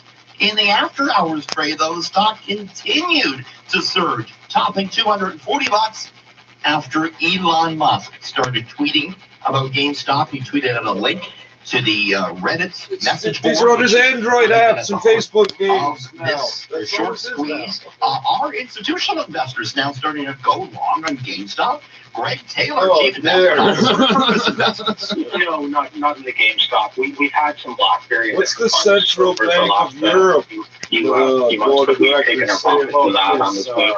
And we'll look for better levels to react to those positions once the volatility comes down. BlackBerry gaining 3.75% today, $23.78. Earnings coming in after the close, mostly good. Microsoft with the top and bottom line earnings beat, revenue topping $43 billion, and that took Microsoft stock higher in the after-hours trade. Texas Instruments beat a bit of a mixed earnings reported from Starbucks, which beat on the bottom line but reported softer than forecast revenue. U.S. same-store sales down 5%. Martha Stewart, meantime, launching Canada's pet products. The lifestyle guru coming out with a line of infused oil drops and soft baked pot chews for dogs. She claims that it can reduce stress, maintain better joint health and movement. TSX lower, it was down 126 points to 17,779. Dow fell 22. S&P was down 5. The Nasdaq fell 9. Canadian dollar 78.7 cents US. This is 680. Surgeon General's already smoking causes lung cancer, heart disease, emphysema, may complicate pregnancy. That's some type of label stuck on. Program works together with local charities to help advance women's health and provide support systems for women to feel their best. Today, we've raised over $74 million to support women's health initiatives in our communities. Join us in being a champion for women's health. Visit shoppersdrugmart.ca/loveyou to learn how you can participate. Because together we're empowered. Together we're healthier. Together we're unstoppable. Looking for a new vehicle? At Coventry North Jaguar Land Rover, the dealership is not the only thing redesigned. The all-new 2021 Jaguar F-Pace is arriving soon. This award-winning vehicle promises to be more luxurious, interactive, and efficient than ever before, blending exhilarating performance with intelligent drive technologies. The team of experienced brand ambassadors will build the perfect F-Pace just for you. Visit Coventry North Jaguar Land Rover, the Greater Toronto Area's most accessible Jaguar dealership, located conveniently on Highway 400 and 407 in Woodbridge. Being right matters. So if our weather forecast is off by more than 3 degrees, you could win cash. Details at 680news.com. 680 News Time 9:30. Toronto's #1 for breaking news, traffic, and weather. This is 680 News. Good evening. It's Monday, January 26th. I'm Caitlin Lee. I'm Scott Burnett. Here's what's making news right now. Expect continued mail delays. The message from Canada Post is it reports more than 220 infected workers amidst a COVID-19 outbreak at its Mississauga Gateway facility. The mutated virus is on the move north of the city. 99 people in the Simcoe Muskoka region have been infected with the variant, but officials don't know which one. Toronto shelters say they're in desperate need of spaces during the pandemic, especially as the temperatures drop. The Premier wants mandatory testing for all incoming international travelers. He also wants a temporary ban on flights coming from countries where new COVID-19 strains are being detected. Maple Leafs have the early 1-0 lead on the Flames in the first period as the Blue Jays signed free agent infielder Marcus Semien into a 1-year deal. Sports at 45. The Reddit rebellion lifting GameStop stock again. More than 90% at rallies after hours as Musk tweets about it. And Beyond Beat and Pepsi teaming up business at 56. 680 News Time 9:31. Time for traffic and weather together on the ones. Here's Carly Donahue. Well, it's a collision-filled evening, that's for sure. If you're traveling on the westbound 401, that's where the bulk of the problems are. Southbound 418, southbound Highway 14, that route to the west 401 still closed. They would That was probably, actually I a don't think they secondary would collision die. because at Curtis Road, we've I got don't 2 think it's right lanes that blocked off with a perfectly crash, and people coming on the southbound 418 ramp to the west 401 This got is why I keep distracted. moving That them caused from another jar to crash. jar, and I So leave them in the those sun two as things much working as I together, can. causing a delay from approaching the 418 to Curtis Road. We have a new crash. We had one on the East 401 at I don't Kennedy need and more the to fungus collectors. spores. I want That to trick them into cleared. growing And now so now we can kill on them. the westbound 401 at Kennedy and the Express, we have a crash in the right lane. Then we have another collision approaching the Allen and the Express. 2 right lanes blocked off, and that's causing a heavy delay from approaching Avenue Road and the Express. They've also closed down the Allen Collector to Express transfer for this collision. Collectors is moving just fine through this stretch, so stick through that. Southbound on the 404, the ramp to Green Lane is closed with a collision. Northbound on the 400, north of King Road, we have a left lane blocked to the crash. Then we have delays. Westbound QEW slow from Burloak to Appleby, and westbound 403, we've got a delay at Cawthra. Your next report's at 9:41, and with your forecast, here is Natasha Ranzahai. Blowing snow slowly coming to an end this evening. Overnight, after midnight, south will clear. We're down to -7, wind chill -14, and after a sunny start, watch for increasing clouds through the afternoon. We're going to stay dry in Toronto, though, with a high of -4 degrees. Tonight, we're dropping to a low of -7. Downtown Toronto right now, we've got some light snow falling -2, feeling like -9. 680 News Time 9:33. Delays at the post office may stick around even longer as a COVID-19 outbreak at a Canada Post facility in Mississauga continues to grow. 680 and Michelle Mackey joins us with the details. Over the past day, 12 more Canada Post workers have tested positive at the Gateway facility, bringing the total number of infected employees to 224 since January 1st. A representative from Canada Post tells 680 News they're working with Peel Public Health to try and contain the spread by proactively testing employees at the on-site clinic and enforcing safety protocols with everyone in the facility. It comes after the Crown Corporation sent 350 afternoon shift workers home to self-isolate last Friday. So while the facility is still operating under a contingency plan, Canada Post is telling customers to expect delays as the site is a major hub in its national network. Customers are also being urged to track their packages online. I'm Michelle. Health officials in Simcoe, Muskoka believe the more contagious variant of COVID-19 first discovered in the UK is continuing to spread at an alarming rate. It's made its way into the region's population. 680's Karen Stolen joins us live with the very latest on this story. Karen.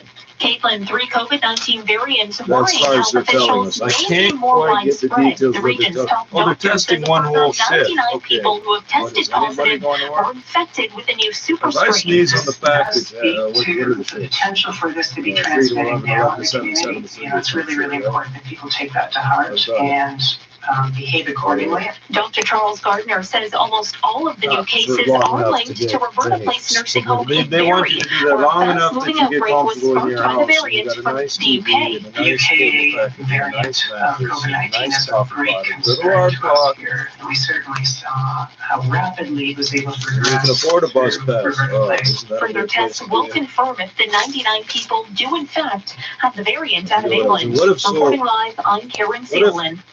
The Ontario government facing heavy criticism for not calling in the military to help get outbreaks at long-term care homes under control. Health Minister Christine Elliott saying hospitals are offering that support. In my car, why would I take the mask with me? We have now an association between hospitals and long-term care homes, and hospitals are standing forward and helping the long-term care homes that are having problems, both in terms of supplying staff as well as supplying PPE and whatever else they need. In certain circumstances, the Red Cross has also been involved. She says if the province needs extra help, it will ask the armed forces to get involved. As temperatures drop, shelters are seeing a rise in need for services, but they have less space due to the pandemic. Mark McAllister of City News spoke with Toronto's director of homelessness. Throughout the pandemic, the city has created more space beyond existing shelters to allow for more distancing in an effort to keep up with proper COVID safety protocols. Through its winter plan, the city says it's attempting to open more than 600 more spaces in shelters, respites, hotels, and some housing units. We are continuing to look for new space as we move forward and really focused on our goal, which is always to get people into the housing with the supports they need to be successful. When the temperature dropped last Friday, the city opened 4 warming centers for the second time this winter. While some people remain housed there, they stopped taking people in on Monday. Under regular circumstances, the warming centers are only open when temperatures drop below minus 15 degrees. Minus 15! 6:37 happening right now on Parliament Hill. An emergency debate continues about the vaccine rollout in the House of Commons, and the Prime Minister says he's I did hear that correctly. I wasn't sure what I heard you say. Supply fears. This comes as air travel restrictions will also be put in place soon. As the country continues to try and contain the virus, Prime Minister Justin Trudeau says his government won't hesitate to tighten our borders, and an announcement will be made in the coming days. Black Maple Leaf with 2 black stripes. We wouldn't talk specifics, but it's possible the new measures could impact international travel and between provinces. The Prime Minister notes his government is working on details to make sure any new measures do not impact trade in our supply chains. Meanwhile, there are growing fears about Canada's vaccine supplies as the European Union talks about export restrictions that could impact both our approved vaccines, but Trudeau says he's confident Canada will get what we purchased from Pfizer and Moderna. Continuing to be on track for receiving our full doses of vaccines in the timelines provided. NDP leader Jagmeet Singh wants more than assurances. We're worried about what this means, so we need to see an immediate plan. Cormac Mix 20, Parliament Hill. Premier Doug Ford wants any new travel restrictions to include mandatory testing upon arrival for all international passengers. Here's 680's Phil Martino. If Doug Ford had his way, you would have to test for COVID-19 before you got on your flight to Canada. And once again, when you arrive here, but this is federal jurisdiction. I'm not going to try to pass your test. Critical that the federal government make sure that it's mandatory to get tested. It's absolutely critical to protect our borders. The Premier also wants the federal government to impose a temporary ban on flights coming from countries where new COVID-19 strains are being detected. Over 6,800 international travelers have been tested for COVID-19 as part of the Ontario government's voluntary and free border testing pilot program at Pearson Airport. It started on January 6th. The Ford government says over 145 of them have tested positive for COVID-19. I'm Phil Martino. Stalking some money-losing companies shooting to the moon, all because of users on Reddit. Users in some investment forums on the social media site Reddit have gotten together and decided to buy stock in some companies that are heavily shorted. That means there's a lot of investors out might there be a printed one on a piece of paper. You see these taped up in windows out here. Those investors have to buy back their shares, and it triggers a big rally. That's what we've seen most primarily in GameStop. This is a U.S. video game retailer that is making no money, but its stock has gone from $19 2 weeks ago to closing today at $146.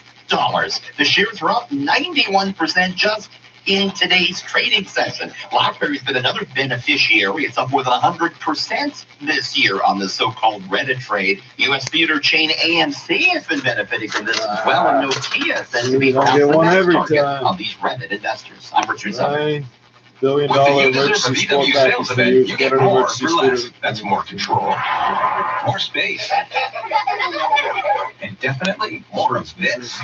Hold on. So if I was a student cleaning the storms right now, I would get $1,000 to $5,000 grant. What time is it? Spring 2020. Really? 7-seat Atlas. Offer ends February 1st. Contact a dealer or visit bw.ca to shop online. Summer 2020. Now the 688 is gas price update. Astro predicts the price will rise instead of $13.9 a liter. Canada Traffic Emergency and Wage weather coming Subsidy, up. Canada Emergency Commercial Rent Quality Assistance, matters. It's a fact. Canada Child Benefit. We know about these, but these aren't new. GST, HST payment. Doctors and hospitals have been making for over 60 years. We stock One-time extra payment of the business services tax credit to low and middle income families. Payment up to $300 per individual, up to $600 and level 3 masks to protect your clinic, staff, and family. Free shipping on quickly, I got $290. in Ontario. Visit My friend said, "Oh, they took $10 from you." So they didn't take anything from me. They gave me $290. Idiot, you're not thinking about it. Deposit in April. I seem to remember that. That was a year ago. They think about your cash flow. They sing because we help them. You could be thinking about your mortgage. 2019 tax year deadlines. Right. Okay. We'll do the same this year. Individuals file by June 1st. Self-employed June 15th. Pay by September 1st. Both of them.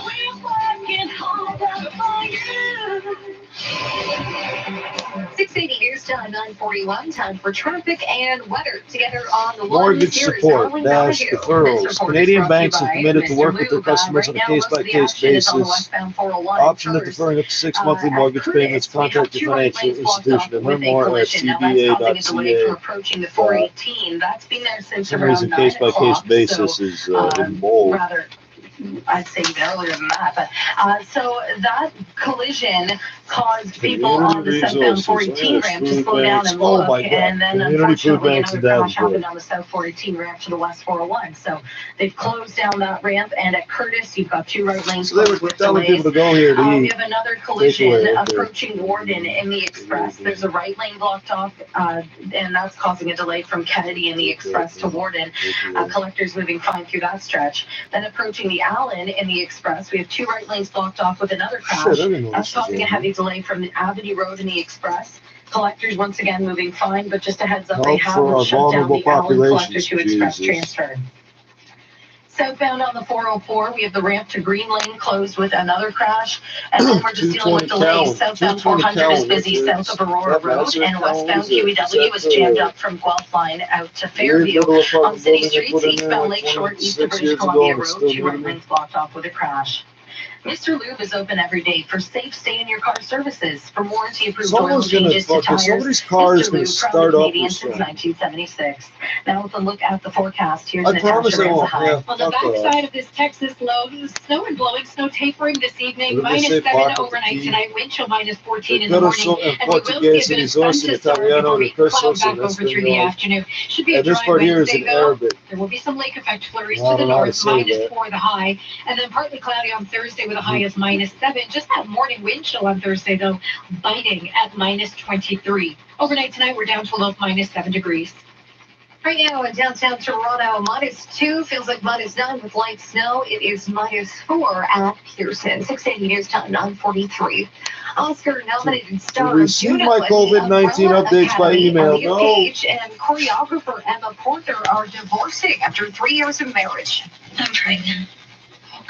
I'm sorry, what? I'm going to give it up for adoption, and I already found the perfect couple. That clip, of course, from the movie Juno. In a statement, the couple says they made the difficult decision following a separation last summer, and they remain close friends. Porter and Page married early in 2018. Porter was vocal in her support of Page when the actor came out as transgender in December, an announcement greeted as a watershed moment for the trans community in Hollywood.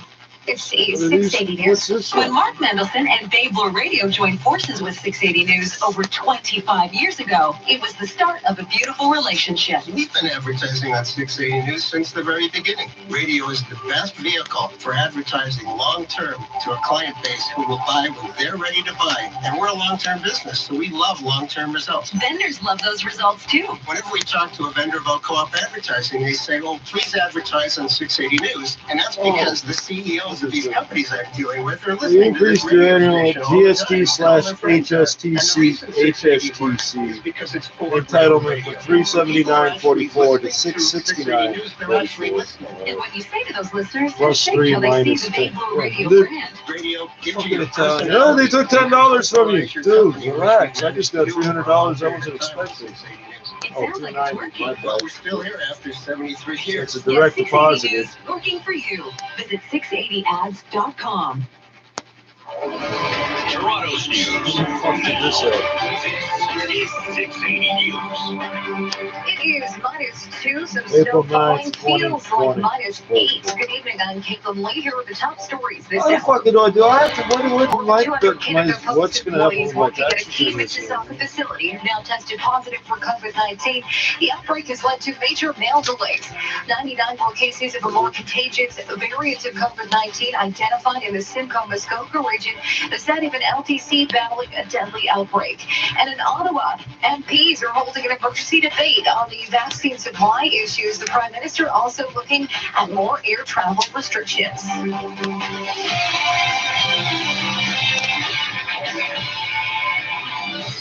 Now, 680 Sports from Sportsnet 590 The No, Fan. these have Here answers to is questions Rob I keep Waugh. forgetting the answers to. The Maple Leafs looking good early against the Flames in Calgary. Marner up high as well. There's Mitch Marner with $1,000. Conditions apply. Visit your local PTA Volvo retailer or volvocars.ca. What's that old saying? Let's do that right Wednesdays now. on W Network. Everybody stay calm. I don't know, see the problem is all they say, oh, we're going to shave my arm, but that's not going to work. None of this is going to work on my person. How do you have the bandwidth for another mystery? Death could come to us at any moment. They cannot find us if we're not free.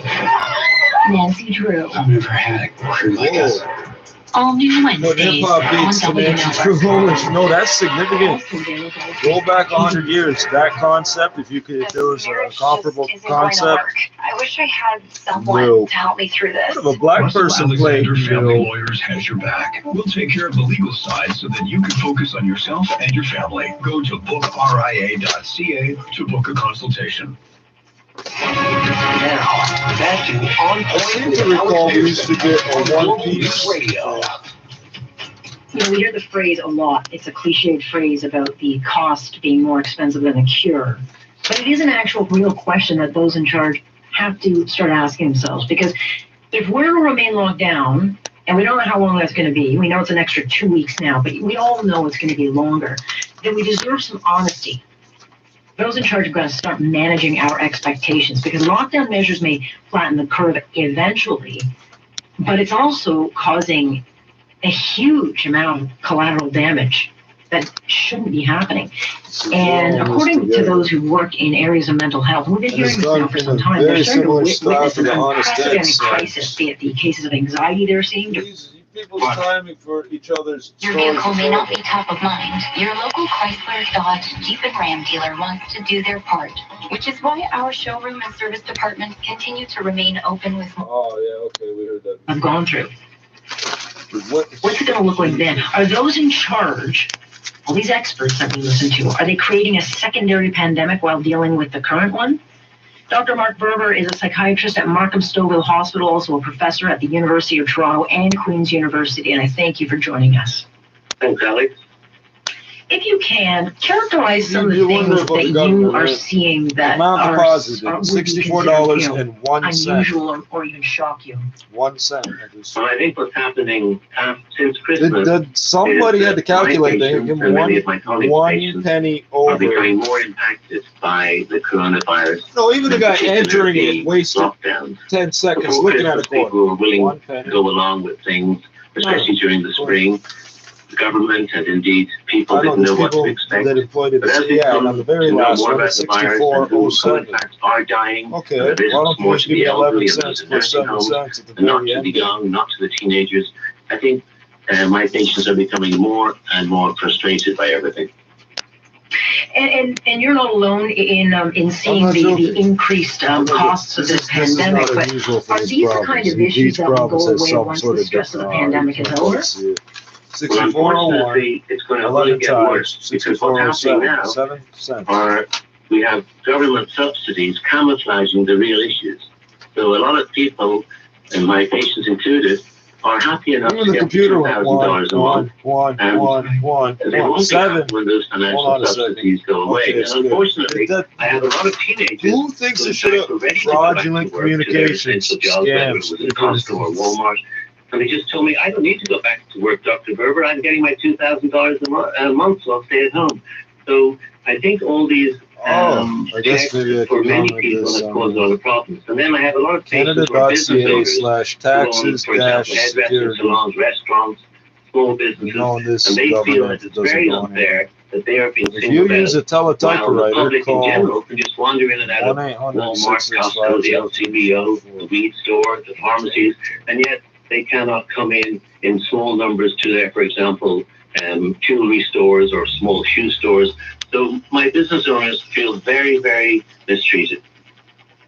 Yeah, no doubt about that. There seems to be a real double standard, and we seem to be comfortable now. And I think this is what bothers me, and probably the most, is how comfortable we seem to have become to picking winners and losers and being okay that the losers are losing, even though none of it might be based on data to back up the measures being taken. The next one says you start and sharing custody of one or more children. That anyone should have to report. Unfortunately, COVID-19 the number of children in your care to tell us if something changes. And also the lockdowns themselves are more harsh on the poor people. So, for example, if you're a professional white-collar worker able to work at home and have your kids tutored and play in the backyard, why would I tell you that? You're not going to help none of them do the tax department. Living in a small condo in a very small area downtown with 3 kids. Customs are different. That's got lots of the recipient of this notice is the whole idea of lockdown has exacerbated everything for many, many of my patients.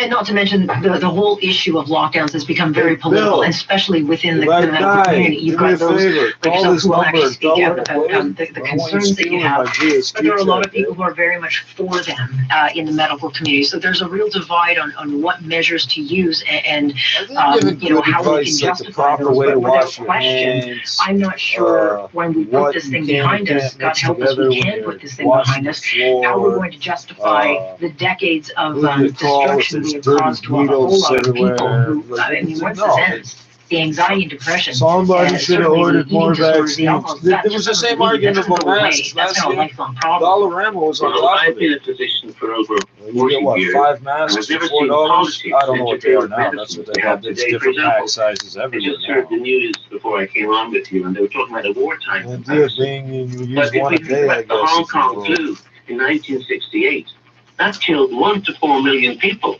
and there were no lockdowns. We didn't lock off and lock that's down great healthy reasoning, people. sir. We must remember also that these not cases healthy that we as keep reporting every day are really fanning the flames of fear. People are really fearful that these cases are in fact infectious people when nothing could be further from the truth.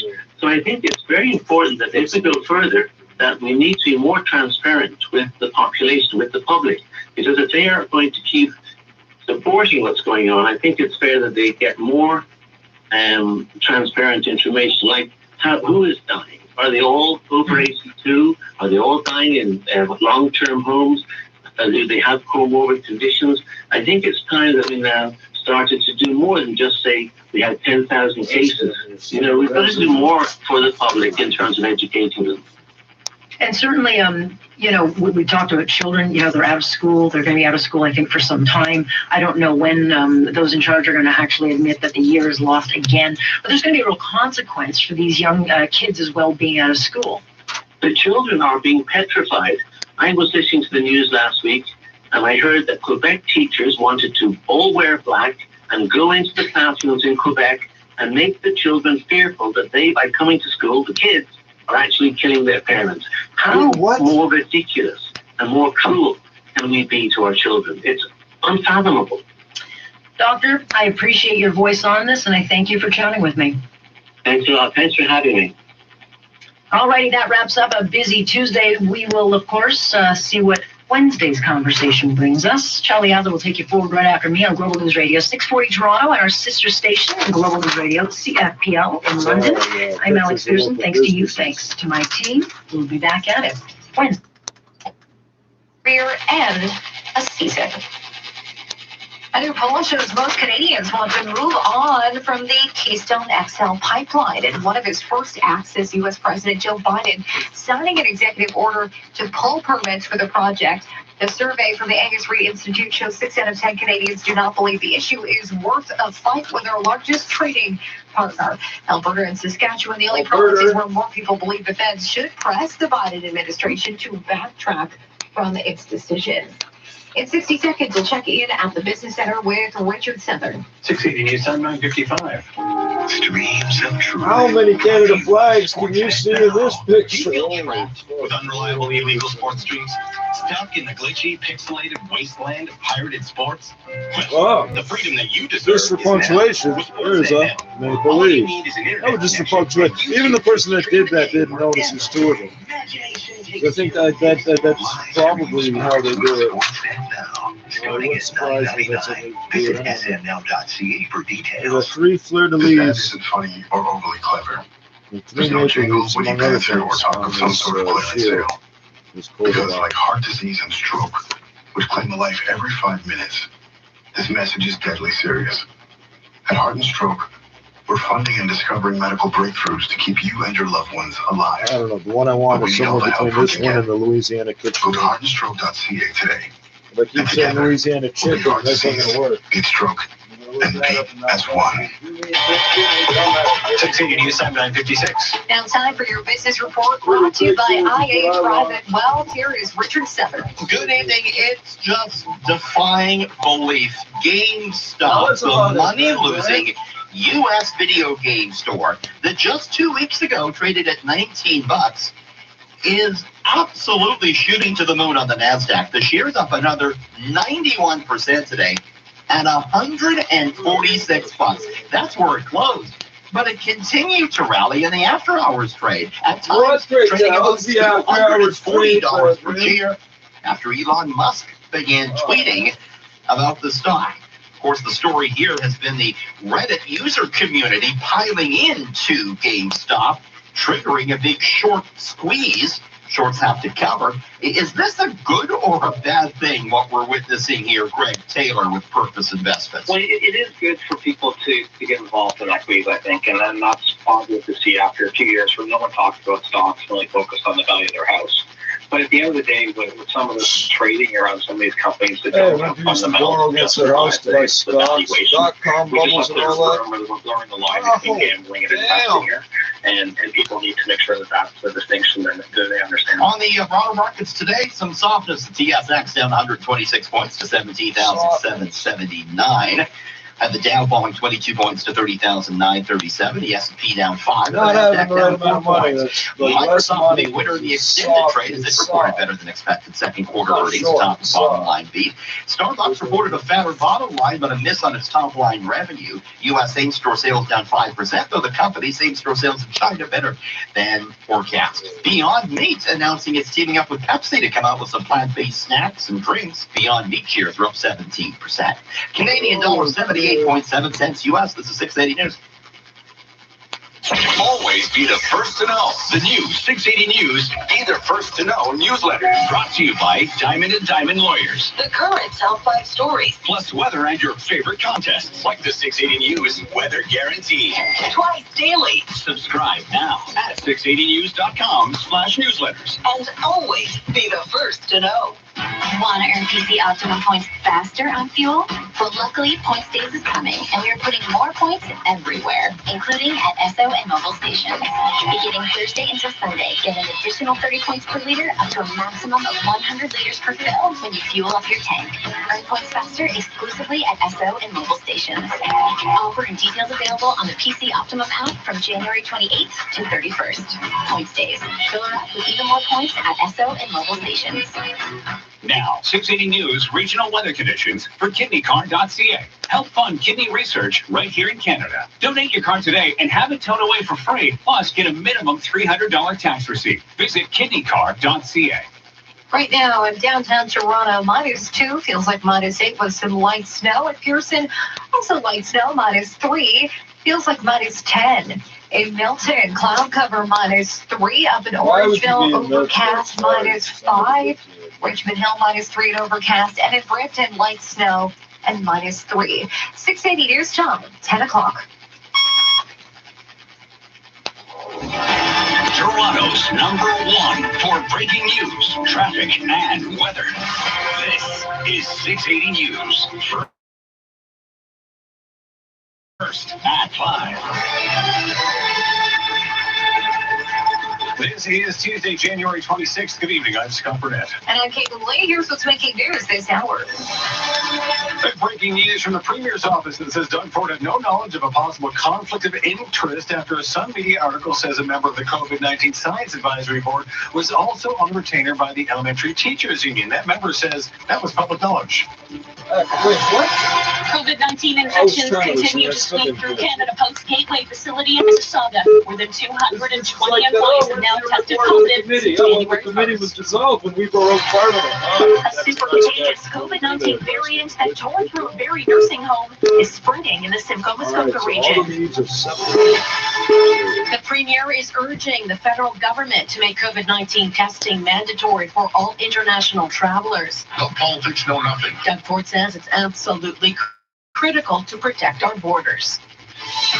The Maple Leafs lead the Flames 2-0 after 20 minutes in Calgary as the Blue Jays have signed another free agent, Sports at 15. Like a rocket ship, GameStop stock continues to defy belief, surging again after hours as Elon Musk starts tweeting about it. TSX in the red, business at 26. 680 News Time.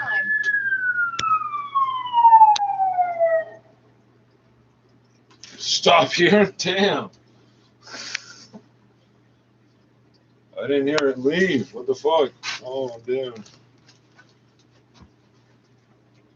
Ran to the west car once closed. We have a crash at Curtis blocking the right lane. And then approaching Warden in the Express, the right lane's blocked off as well. They may have taken some extras. It seems to be down to a single lane through here. Backed up from Kennedy in the Express. Another collision at Allen approaching the Allen in the express down to a single lane again because of a crash. Some delays in behind there.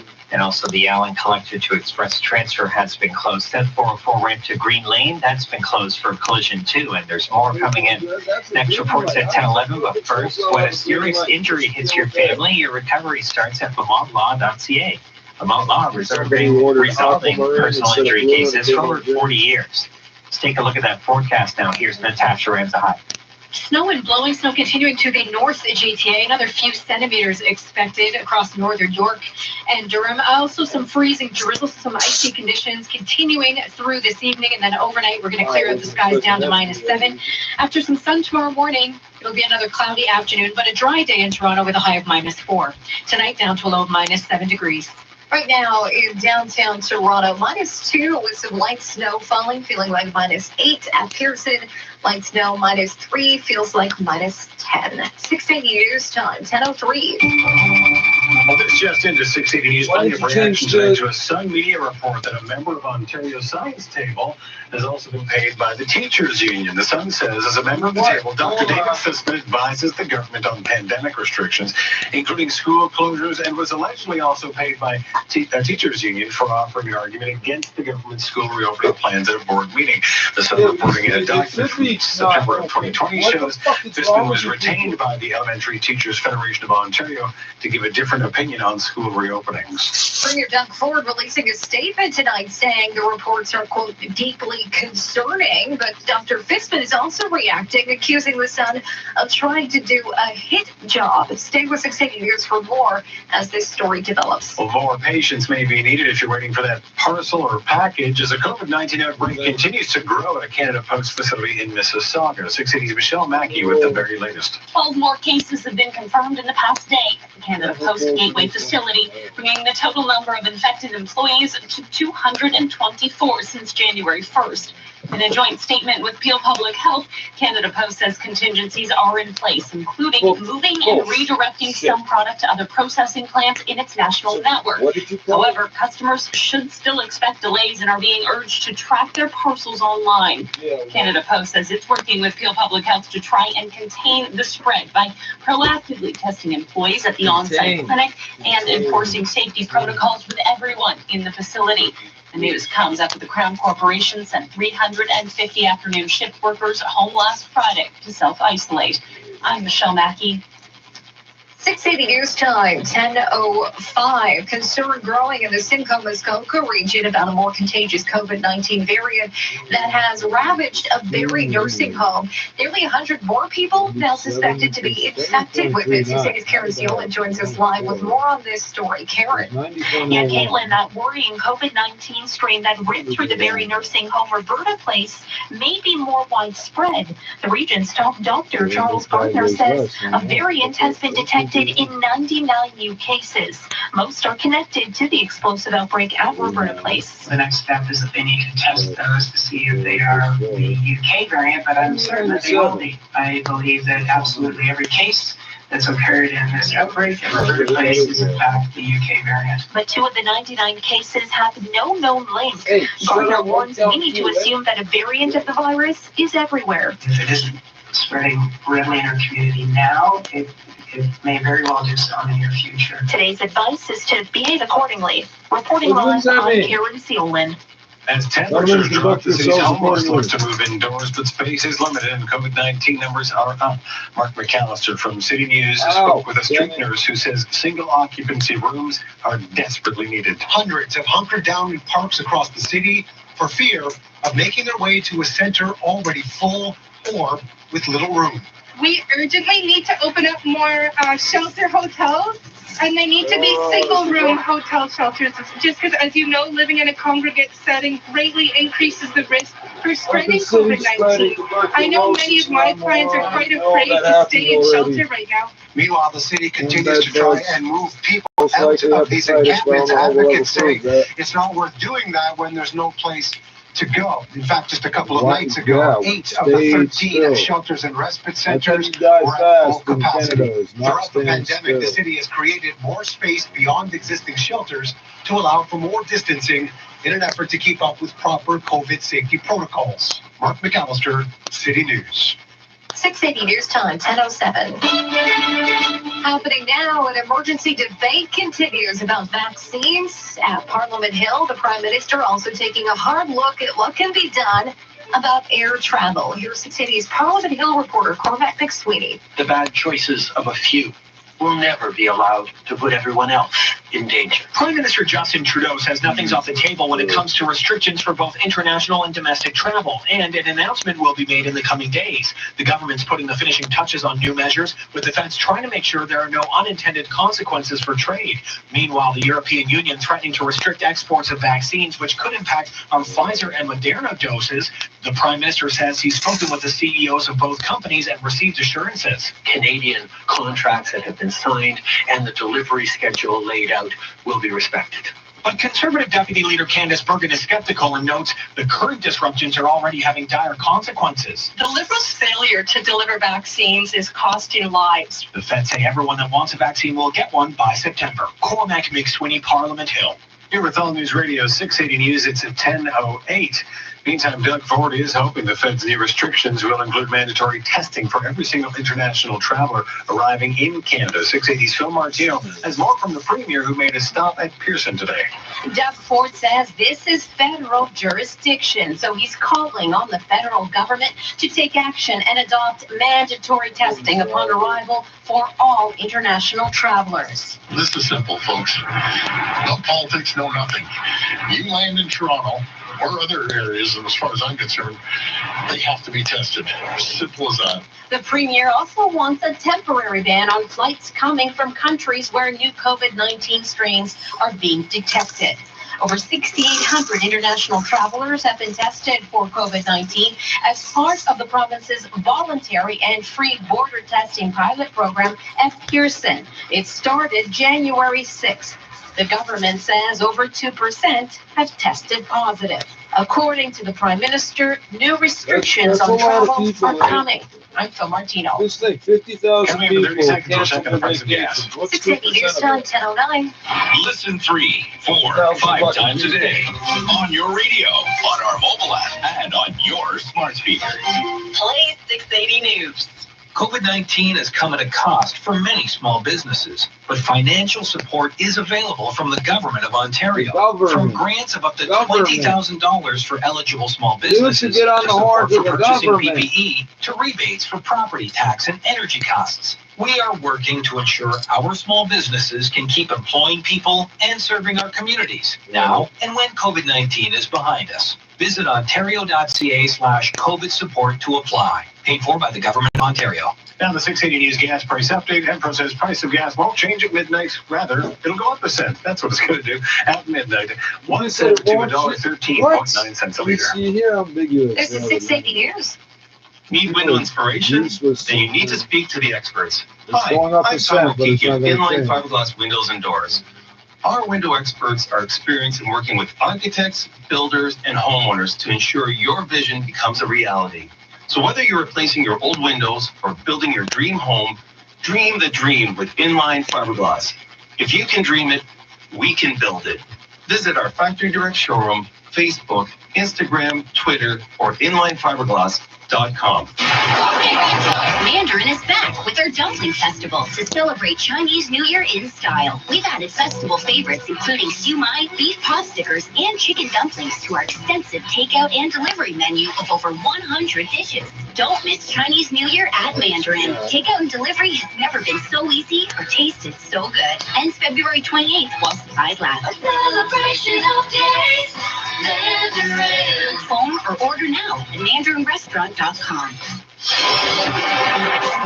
680 News Time, 10:11. Traffic and weather together. On the ones. Here's Craig Gear. This report is brought to you by Rudner Law. All right, so it's really not that bad. There's a couple big collisions out there that's really slowing you down. And then we've had traffic spotters give me a call, let me know there's one-offs here and there, single vehicles that's left the roadway in ditches and whatnot. But those aren't causing any delays. So here are the collisions that are causing delays now. So we have the southbound 418 ramp to the westbound 401 shutdown. This is because of the collision through Curtis in the right lane. So it's just blocking a right lane. It's not really too bad getting by there, but we do have a ramp closed because of this crash. And then we get the delays westbound 401 very slow from Kennedy in the Express right through to approaching Warden. So that short journey is going to take some extra minutes here because of this crash, blocking the 2 right lanes in the Express as you approach Warden. It's down to a single lane through here. Westbound 401 at the Allen, the collector to express transfer has been blocked off for this collision here. It's jammed solid on the westbound 401 from Avenue in the Express because of this crash here approaching Allen in the Express. Also down to a single lane until we can get some cleared away. So it's very, very slow getting through here. Another collision is blocking the South 404 ramp to Green Lane. And then on city streets, eastbound Lakeshore, east of British Columbia, you've got 2 right lanes blocked off, and we do have some more coming in. It looks like we have an update now. It looks like it's just the right lane through this city streets collision. Eastbound Lakeshore, east of BC, just a right lane blocked off for this crash. Your kids are home from school, so you can insist on working from home. Get the answer to this and other pressing questions from Rudner Law. Visit rudnerlaw.ca today. Next report, 10:21 with the forecast. Here's Natasha Ramza. Hi. The northeast GTA, still a couple of centimeters of snow and blowing snow through this evening. That risk of freezing drizzle is there as well. We're seeing that across the GTA. So some icy conditions, potentially a glaze on top of today's snowfall, making things very slick out there. Tonight down to -7. We are going to wake up to a bit of sunshine before a cloudy afternoon returns and a high of -4, and partly cloudy Thursday. Now the high during the day -7. The wind chill Thursday morning -23. Tonight we're down to that low of -7 degrees. Right now in downtown Toronto, it is -2. Feels like -8. Some light snow so far. Falling in parts of the city, it is -4 at Pearson. Feels like -11. 680 news time, 10:14. High's Law Nation duo Snotty Nose Rez Kids are leading nominees at the first ever International Indigenous Hip Hop Award Show. Celebration will stream online on May 23rd from Winnipeg, this year's host city, with the winners of all 20 categories selected by the public. The Rez Kids are contending for 4 awards, including Hip Hop Single of the Year for Where They At and Album of the Year for Born Deadly. Your headlines are next. Your roof sprung a leak, water came through, shorted out the furnace, the radiator too. When you need money fast, Prudent Financial has been your best bank alternative since 1984. If you need money in a hurry, PrudentFinancial.net. Get money quick, just one click. PrudentFinancial.net. If you own your car or your home, get a loan. Borrow up to $75,000 in less than an hour. Self-employed, no proof of income, no problem. PrudentFinancial.net. With the You Deserve a VW sales event, you get more for less. That's more control, more space, let's say 2.5. and definitely more of this. He's been doing that for hours. Impressive. Lease a Volkswagen from just 0.99% for 24 months. Like the Tiguan with an optional 3rd row, the Jetta with its digital cockpit, and the 7-seat Atlas. Offer ends February 1st. Contact a dealer or visit VW.ca to shop online. Let's knock it all on the floor to bring down. For breaking news, traffic, and weather. This is 680 News.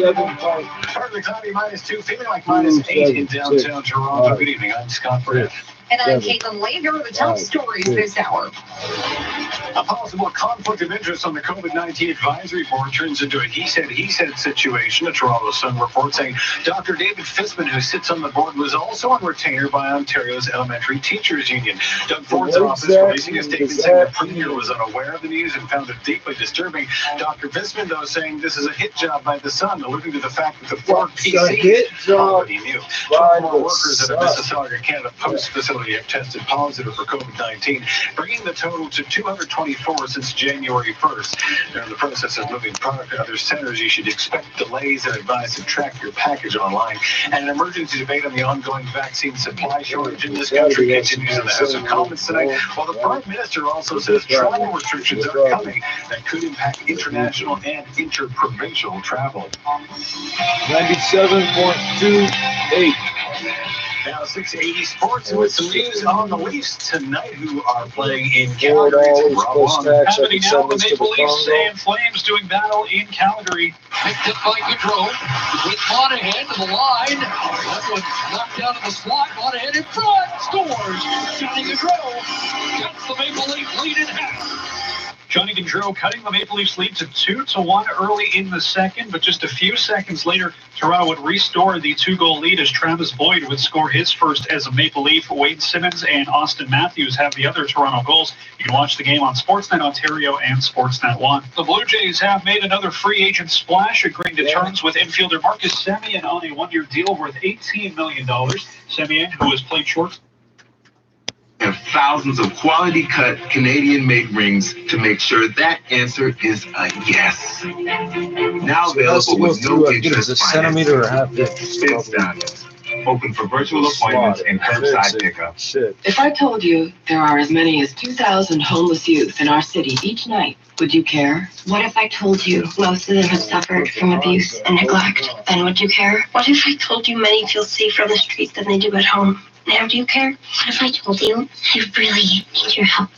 How young do they need to be before you care? Donate $8 a month to Covenant House Toronto and provide homeless kids with a warm bed, hot meal, and a better future. Visit covenanthousetoronto.ca to donate. Hey, it's Aggie Patel from ET Canada. New Year's resolutions. I know you made some, and thanks to my lifestyle adjustable bed from Sleep Country, a great sleep helps me achieve one of my resolutions. I can adjust my head and foot positions on my side and my hubby on his, meaning the best sleep ever for both of us. For a limited time, buy any adjustable base and get 15% back on the Sleep Country promo card. Restrictions apply. See in store or online for details.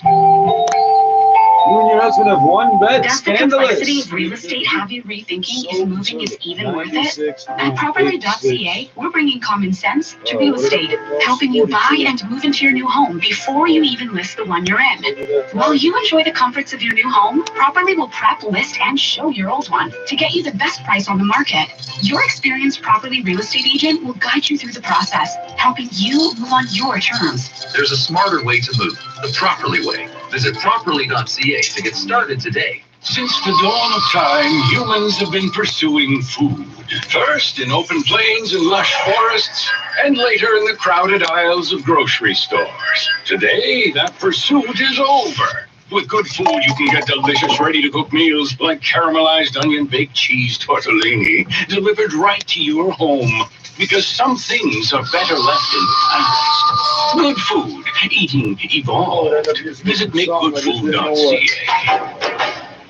In 2021, how about these two resolutions for the new year? Spending quality time with your family and making hearing health part of your routine checkups. Right now at Hearing Life Canada, we're offering 100 bonus air miles to complete a hearing test, plus 1,000 more on your first hearing aid purchase. Don't spend another year with untreated hearing loss that can affect your overall health and your relationships. That's why hearing health and hearing life are essential. Book now at hearinglife.ca/hear now. Hearing Life Canada.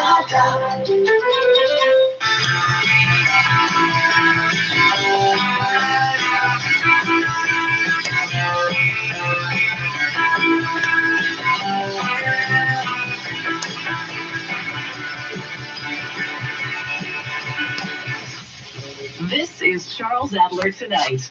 Once again, 60 seconds traffic in New York State. In a froth all night long.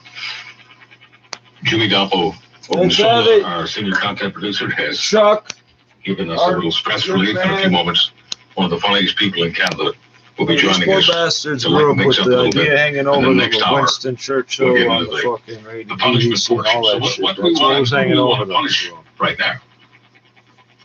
No matter how much they accomplish. Yes, Canada makes international news again for all the wrong reasons. Here's how the Washington Post writes the story. Naturally, I'll give you some excerpts, and then I'll interrupt the excerpts with my opinion, as I'm wont to do. Located deep in Canada's Yukon, the remote community of Beaver Creek is home to only about 100 people, most members of the White River First Nation. So when an unfamiliar couple, they're based in BC, who claimed to work, they're imposters, claimed to work at a local motel, when they showed up at a mobile clinic to receive coronavirus vaccines, well, didn't take long for the locals to become suspicious. Y'all ain't from around here, are you?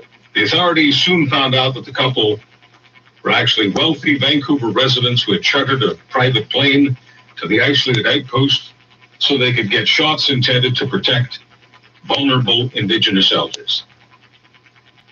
I can't believe I've ever seen or heard of such a despicable, disgusting sense of entitlement and a lack of a moral compass. Those are the words of the Solicitor General of British Columbia, Mike Farnworth. As I say, right now, The couple have been identified as casino executive Rodney Baker, 55, and his wife, Ekaterina Baker, a 32-year-old actress, whose recent credits include the 2020 movies Fat Man and Chick Fight, each facing fines totaling the equivalent of about $900 US. The story is written for an American paper, so each fine is just under $600 Canadian. It won't be a problem. I think they said, wasn't it? Baker, who has now quit his job I could be wrong.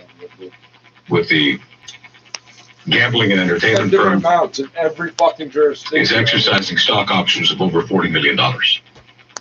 He's also going to get tens of millions of dollars in a deal that his firm is doing with another firm. I don't want to get into all the business aspects. I just need to let you know that the $600 fine isn't going to be a problem for him.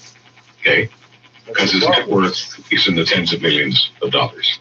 That's what we learned. Helen can bake. They don't want to talk to media, naturally. Make them, but Investor disclosures show that Baker earned more than $10.6 million in 2019 as CEO and president of the Great Canadian Gaming Corporation. They own more than 20 casinos across Canada, and they're the subject of a separate money laundering probe. Wait, what? So he resigned after all this was discovered. Oh, this comes down to the foreign owner's tax, which is a lot like the Chinese head tax. Yeah, parallel of Indigenous elders the parallels to be in an isolated community where they're as exposed as possible to outsiders. Laundering money at the BC casinos. They know what I'm They're as vulnerable as possible to outsiders. It's one of the reasons they've got vaccine. Okay? Spokesperson said that Great Canadian, that's named the gambling company, has no tolerance for actions that run counter to the company's objectives and values. And the White River First Nation, naturally, they want stiffer penalties for the couple. I want stiffer penalties for the couple. I mean, how crazy is this? You violate a bunch of rules by flying into a community, posing as a hotel worker, or hotel workers, in the case of the couple, to take advantage of locals, which I guess, and I hate to put it this way, the health people there weren't local. but I have to, because this is a classic case of racism, okay? These two they catch people supposedly who registers living in Alaska to get money from the decide to take advantage of people who they think are too ignorant to notice that they're outsiders. And they got caught. Good on the folks in this First Nation community for nailing these suckers.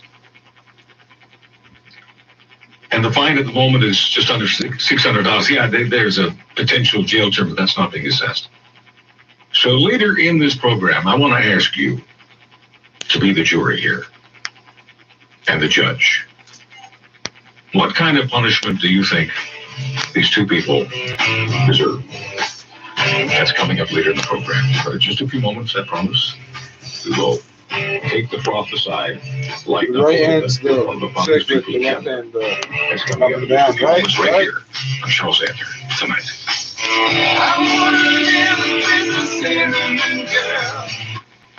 Sunday, February 7th, on Global, a deadly agent. This new song is raising questions the CIA don't want to ask. You're going to steal it. Yes, there is. Watch this now, number one. Oh. Donnie, what's my name? Why? How about that? So, smart kid. Zoomer Radio, 740 AM, and also some FM frequency I forgot. Something go wrong? 10 p.m. local time here runs the same, not the same watts, but the radio dramas from the, I think. All right, something else. Donnie, where do you live? Donnie, what's your daddy's name? No. Goodbye, Mr. Temple. Goodbye, Louie.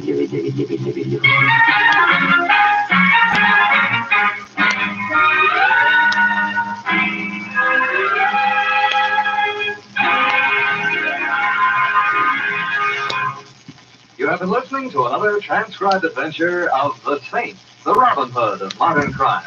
Now here's our star, Vincent Price. Ladies and gentlemen, there are certain things in our daily life which we take for granted.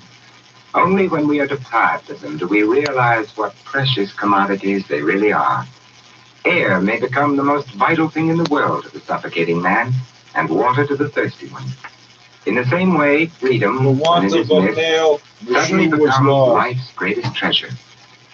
In this country, we possess freedom. It is part of us. It is our American heritage. This liberty which we so casually accept was created and nurtured. It didn't just materialize. And so Americans are justly proud of their heritage, and much of the world around us is fascinated by it. If we are to justify our own pride and the yearnings of those in other countries, we must make this freedom a personal thing. We must take it as it was handed to us and preserve it. Preserve it with conscious effort. That is our job as Americans, as free men. For freedom is everybody's job. This is Vincent Price inviting you to join us again next week at the same time for another exciting adventure of the Saint. Good night. Up next, an Aunt Jemima commercial.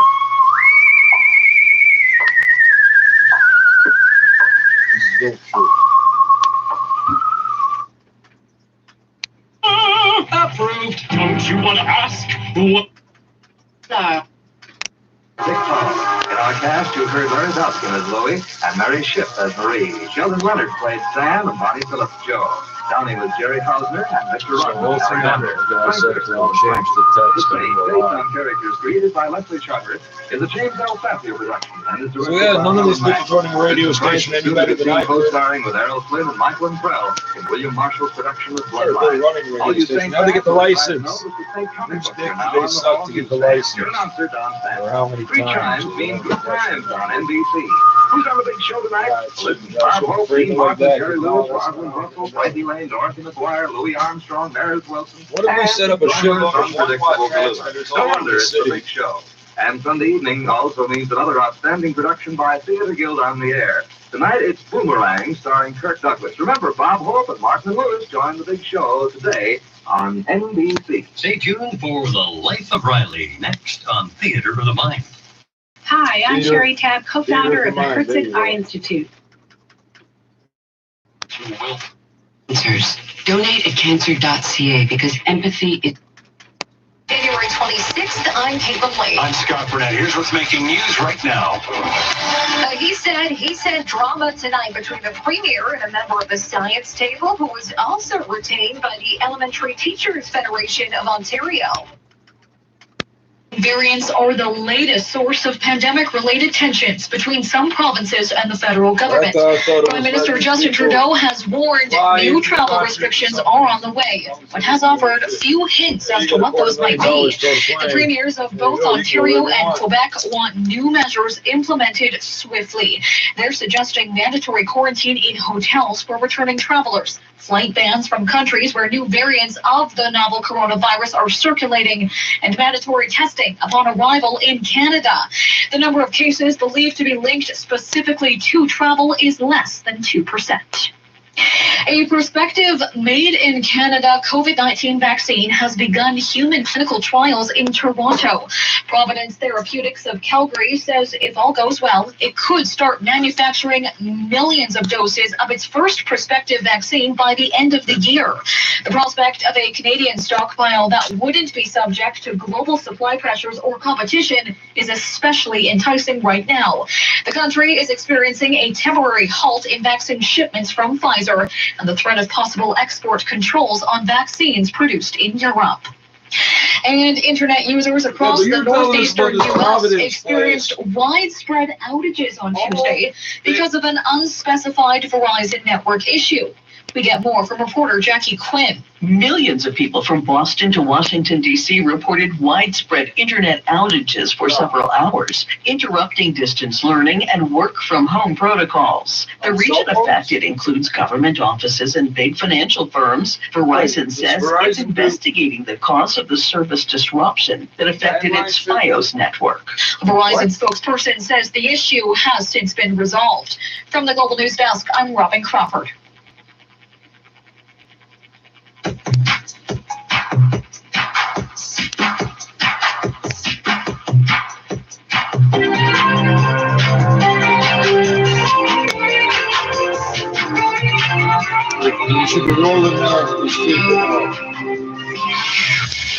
This is Charles Adler tonight.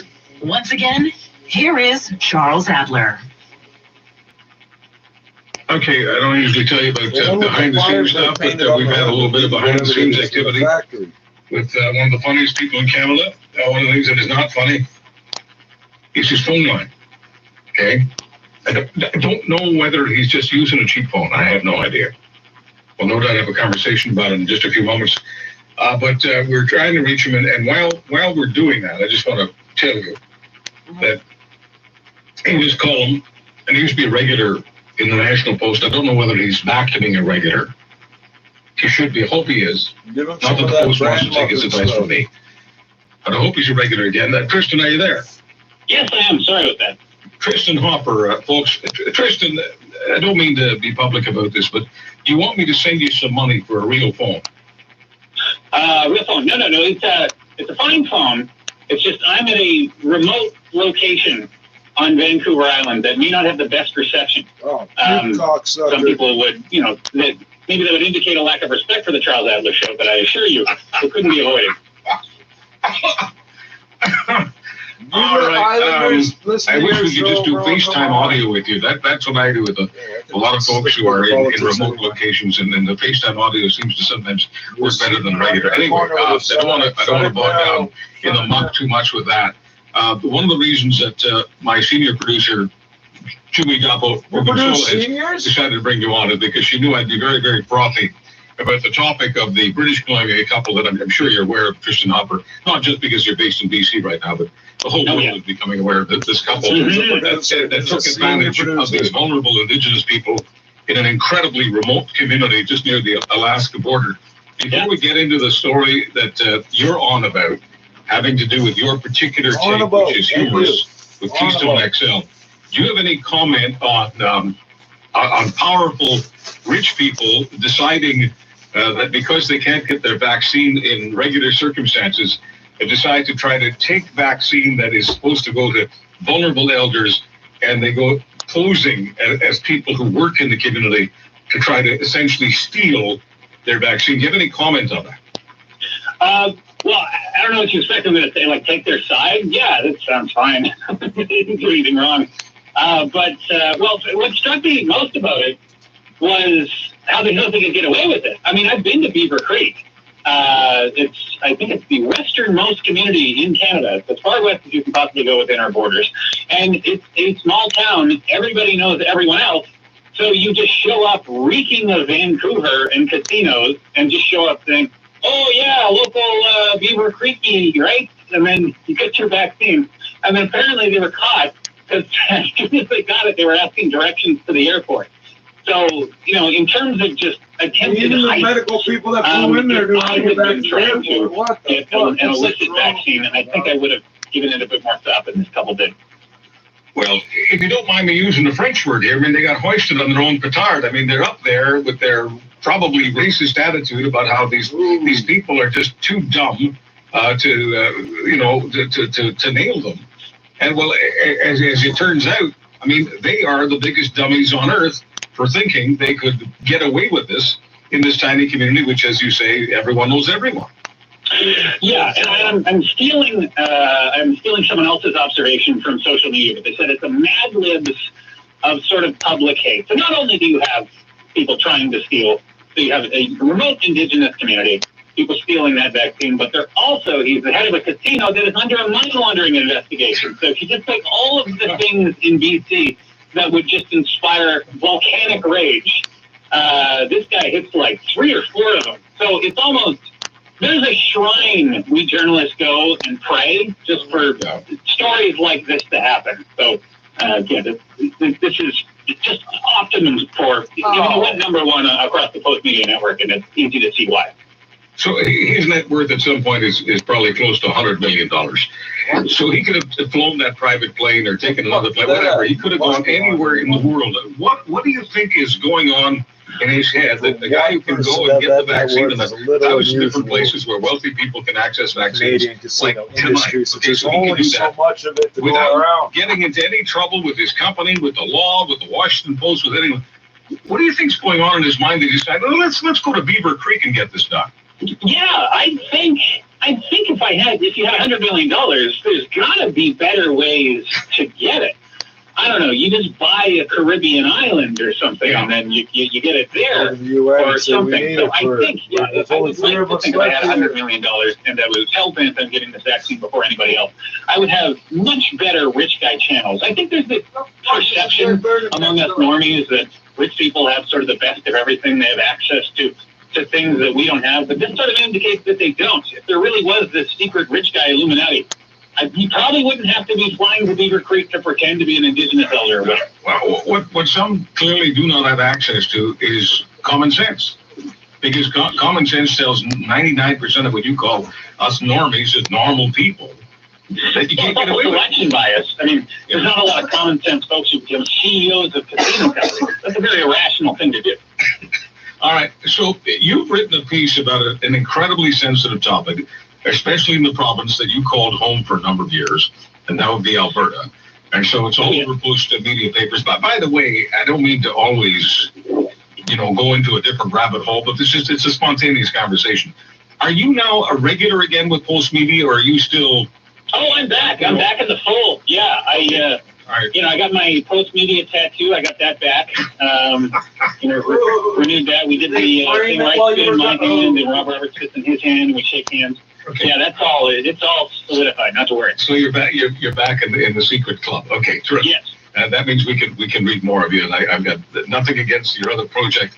Love you to bits no matter what project you do. But I'm so glad that you're back and offering us national commentary. So the sensitive topic that you went after is Keystone XL, and I just want you to give me a sense of what Kristen Hopper's mind that always goes to humor. Because sometimes you share with me what your reservations are. Do you get any reservations? The story is infotainment. So, so basically, what drew me to it was Keystone XL gets canceled, and then you have Premier of Alberta, Jason Kenney, calling for meaningful retaliation against the United States, which I understand. I mean, if you had bought a pipeline, maybe inadvisably, and now that pipeline was canceled, and you were on the hook for $5 billion in taxpayer dollars, you'd be looking to lash out at someone. So that's fair. But I guess what I was trying to do, there was a motorcycle in my remote area where it can't be close. But anyway, I was interested in looking at. So we're Canada, population of 33 million, large economy, but nothing compared to the United States. So if we want to basically retaliate against the most powerful nation that ever was, how does a country like Canada do that? So I was just calling up, I had a series of economists and other trade people who were very patient with my questions, and I said, if Canada wanted to do damage to the United States, how would it actually do that? And they all front-loaded their questions by saying that's the dumbest idea in the world. Because the Americans could crush us like a bug without even thinking about it. So,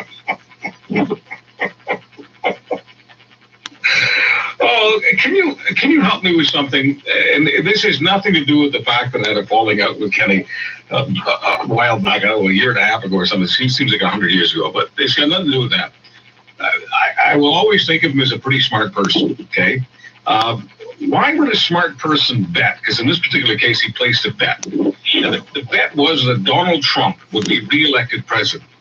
Now, I know you can do that in the first year of Trump's presidency. Maybe you can even do that in the second. But once, how do I say this nicely? I can't. once Donald Trump jumped the shark over and over and over again, and none of the gambling houses in Ireland or anyone else was betting on Donald Trump to win, what was this smart guy, Jason Kenney, thinking that it'd be okay to front load $1 billion, who knows how many other billions, but at least $1 billion on this betting the ranch, as it were, that Donald Trump will win re-election, because that's the only way that Keystone could possibly go through. Even that would have problems, but that's the only way it could go through. So what do you think the premier, the smart guy, was thinking? Yeah, it's not a financial decision I would make, and I think, you know, there's a reason why a government had to make this decision instead of private industry. But maybe at the end of the day, he's a politician, so he's not a CEO.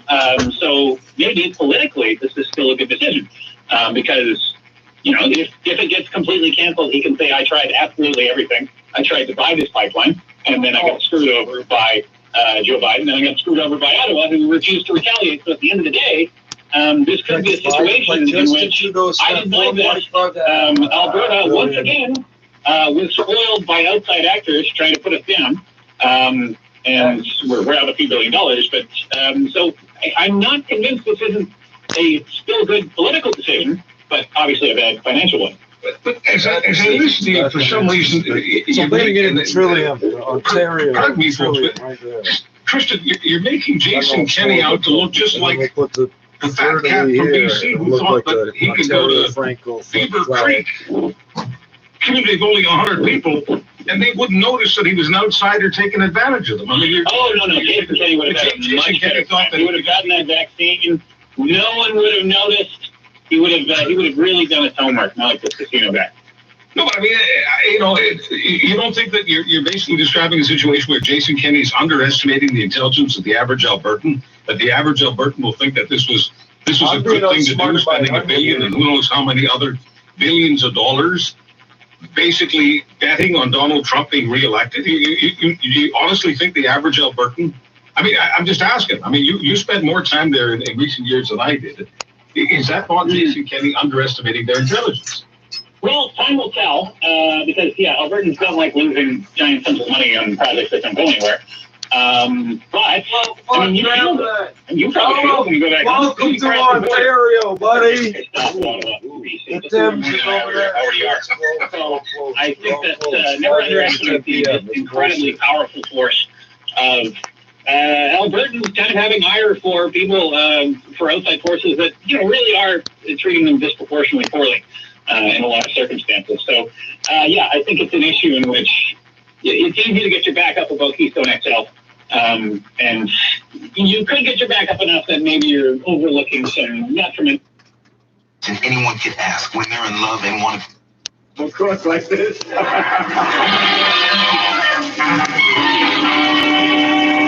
That's no use. Ever since my egg white's gone, I can't stand it no more. Living in an empty house with nobody but my wife. I don't care what I promised, right?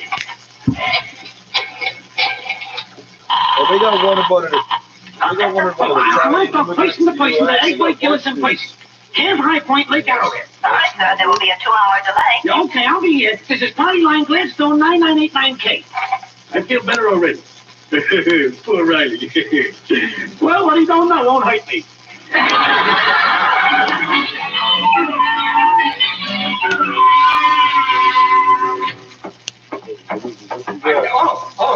You out here, Gillis? Oh, hello, Riley. Yeah, just taking a nose full of fresh air. It's a nice night, Gillis. Yeah. Gillis, why don't you go for a nice long walk? Get away from the house? No, I think I'll hang around the house here.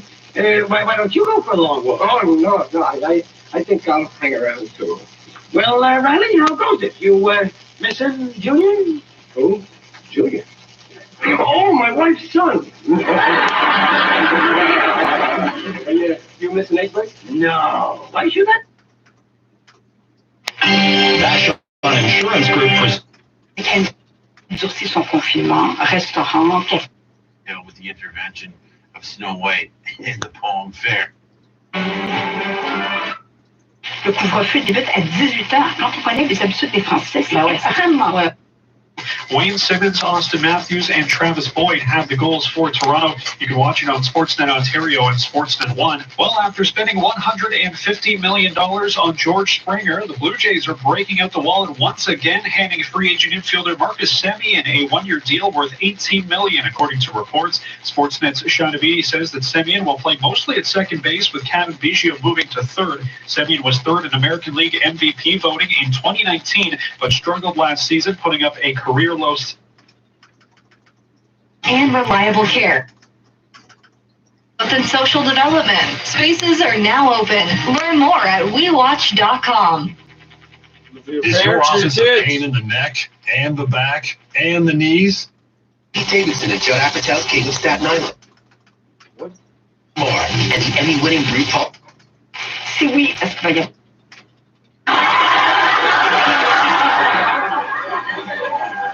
It's you. Right, it's you.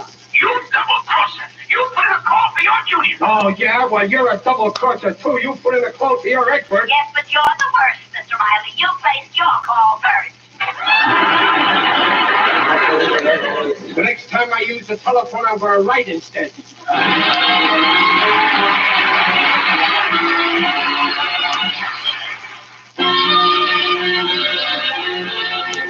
Before Corral brings you the second act of The Life of Riley, I'd like to say thanks to all of you folks who have written to tell us how much you've enjoyed the new Life of Riley motion picture starring William Bendix, with James Gleason and Rosemary DeCamp and John Brown as Digger Odell. Is it this shop or... Member of the Canadian Right. Global News Radio 640 Toronto is committed to the highest standards of broadcasting. We believe in being accountable to you, the listener, in our information and entertainment programming. If you have a comment to make about our programming, write to us. We'll respond to your letter and send you information on the council and its codes. A message from the Canadian Association of Broadcasters and Global News Radio 640 Toronto.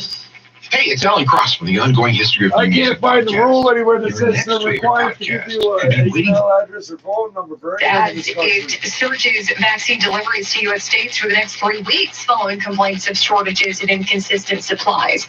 President Joe Biden says inoculations, though, are not the short-term solution to the pandemic. It's going to take months before we can get the majority of Americans vaccinated. Months.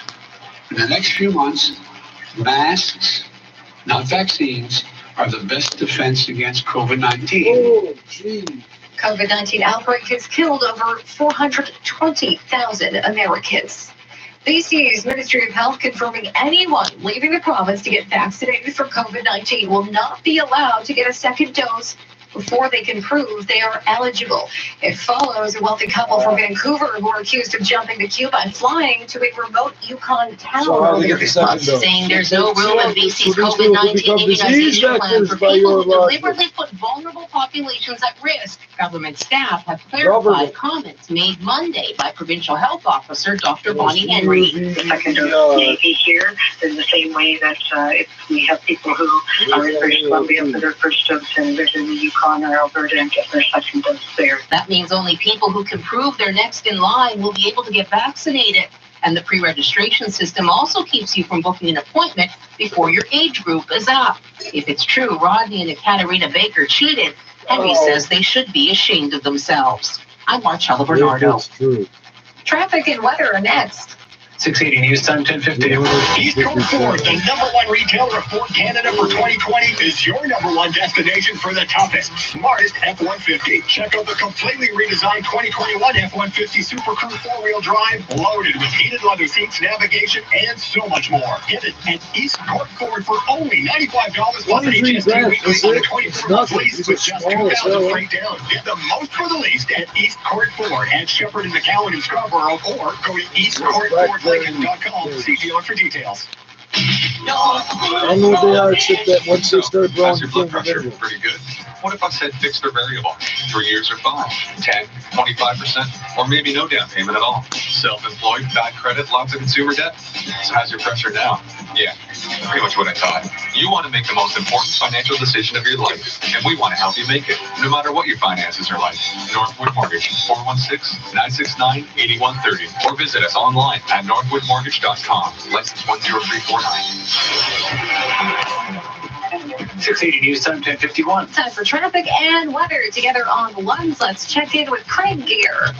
This report is brought to you by 407 ETR. It's a messy drive. We have a couple of problems that are causing some real slowdown, so we'll go with those first. Westbound 401. Approaching Warden in the Express, 2 right lanes are blocked off, so that's causing a bit of a slowdown in behind it here. It's down to a single lane. And then it looks like it's actually getting cleared away now. That's great news. But our other one is still on the go. West 401 approaching the Allen in the Express. 2 right lanes are blocked off here. Solid from Avenue Road in the Express. Also blocked. So that's why I went into journalism. That is actually true. Can you explain why? I mean, you've been around the business long enough. Why is it that so many people who have no sense of humor are attracted to journalism? I don't know. I mean, it sort of attracts the, I must find the truth about this, and there's a bit of sort of outrage. Not outrage, but just like this shouldn't be. I should expose this. So there is this kind of earnestness. That's right. Yeah, there's too much earnestness in journalists, and nothing kills humor more than earnestness. It's the same reason. There used to be this. There's this event. I'm not supposed to speak about it, but there's this event where journalists and politicians in Alberta get together every year, and they sort of make fun of themselves in a off-the-record type setting. And the Conservatives, in my opinion, are usually funnier than the NDP, just because I think it's easier for them to go into sort of a cynical frame of mind. There's just too much earnestness among an NDPer to make good jokes. So I think the same is true of most journalists. They care too much to make fun of. All right, so basically this is a social justice thing, whether it's the NDPers or journalists. People who are always striving for social justice sometimes get a little too earnest, a little too sanctimonious, a little too self-righteous, a little too pompous, and that really hurts humor. Yes, yeah, because humor usually strays into the offensive. So if you're not prepared to say anything even remotely offensive, you're probably not going to tell too many great jokes. No, that's absolutely true. And if you take yourself too seriously, that also kills humor. So, is there any way that on the serious and sensitive subject of vaccines, is there anything Tristan Hopper could say to, as I say, take some of the froth out and allow us to laugh at ourselves a little bit? I don't think I have anything funny to say about vaccines. I think my observation would be, and this is something I've sort of been looking into for the National Post, so I haven't looked into it in any detail, but my doctor sources, all these sort of doctors in the medical system who speak to me secretly, and I'm not supposed to say I ever speak to them, and there's deep background sources. They're saying, I mean, obviously there are problems with Canada's vaccine rollout, just the fact that we're doing it quite slowly. It seems to be happening haphazardly. And one thing, it seems to me, and this is sort of the way they're doing it in the U.S. Remember, at the beginning of the U.S. vaccination program, I think the CDC had a proposal where they were going to sort of, they had a proposal where they were going to vaccinate sort of like blue collar, janitorial staff at hospitals first. They were going to be in the priority list. And then medical professionals are saying, well, that doesn't make sense. If you're a 25-year-old janitor, your risk from COVID is quite low. We should instead prioritize someone with a pre-existing condition or who's over the age of 90 or something. But the reason they were pursuing this is because janitorial staff and those like were more likely to have people of racial minorities. So the racially just way to pursue this was the original strategy. And then epidemiologists are saying, well, if you do that, the end result is going to be more dead people of color. Because while you're doing that, you just said janitor, it's going to be exposed to everything. Some of whom are going to be black and brown, and they're going to end up dying of COVID. So, anyway, so the U.S. changed course from the original strategy and went towards a more scientifically valid course of just sort of attacking people in the demographic priority that makes most sense. If you're at most risk from COVID, you get the vaccine first. Canada didn't really have that backlash, so I think Canada has pursued a strategy that maybe doesn't make that much epidemiological sense. So I haven't really looked into the details, but I think there may be instances in which Canada is sort of pursuing a vaccine strategy that makes political sense and looks good, but if you're just looking at it from the purely Spock, save most lives, reduce most harm, may not make as much sense. Now, I don't have the data to back that up, but this is my inkling. Oh, well, no data is data, and that is science, I've never seen any kind of government that's serving so little. Did you say government? There's almost no vaccine being distributed, behaving as if it's... Second, Krell removes unsightly dandruff in as little as 3 minutes. Doctor's examinations prove it. Try Krell yourself. As Tallulah says, I'm Tallulah the Tuber Krell, and I'll make your hair look swell. It'll shine, it'll glow, so dandruff free. For radiant hair, get a hold of me. Tallulah the Tuber. Certainly bringing back a lot of flashbacks to 70 years of marketing, 99, and I think that's just something that people need to be cautious about, because while the stock market's had a really good run here, it's getting a little frothy, and when you're seeing things like we saw in GameStop and BlackBerry in the last few days, that does make you feel like it's probably time for a bit of a pause here in overall markets. BlackBerry also getting caught up in this as it gains today another 3 3/4%. Big earnings after the bell. Microsoft with a top and bottom line beat. Anthony Acoli, TD Bank. Earned $2.03 versus estimated $1.64. I think the big highlight for them was their cloud, the cloud business, which where the revenue topped expectations, is actually up 50% year over year. So that was a big boost to the stock, which is up over 4% in the aftermarket's trading. TSX was lower today. It fell 126 points to 17,779. The Dow fell 22 points. The Nasdaq down 9. Canadian dollar 78.7 cents US. This is 680 News. Getting you where you need to go faster. The most traffic in Toronto. 680 News. Good.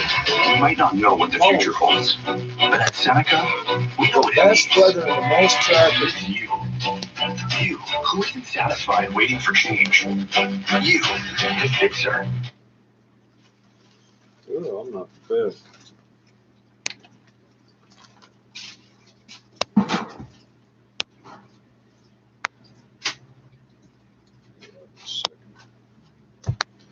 I count roughly how many fruit or seed there are in the bag.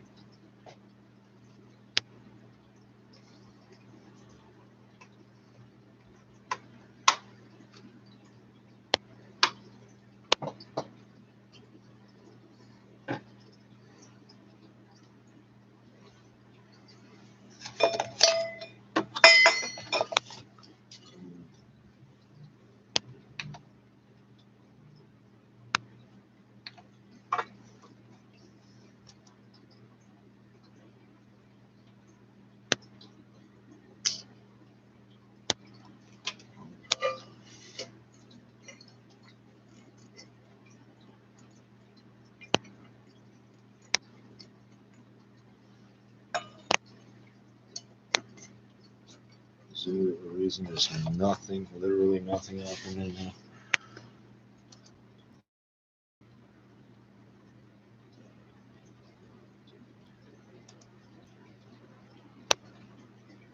Clockwork, we know, because we started this. Exposing it.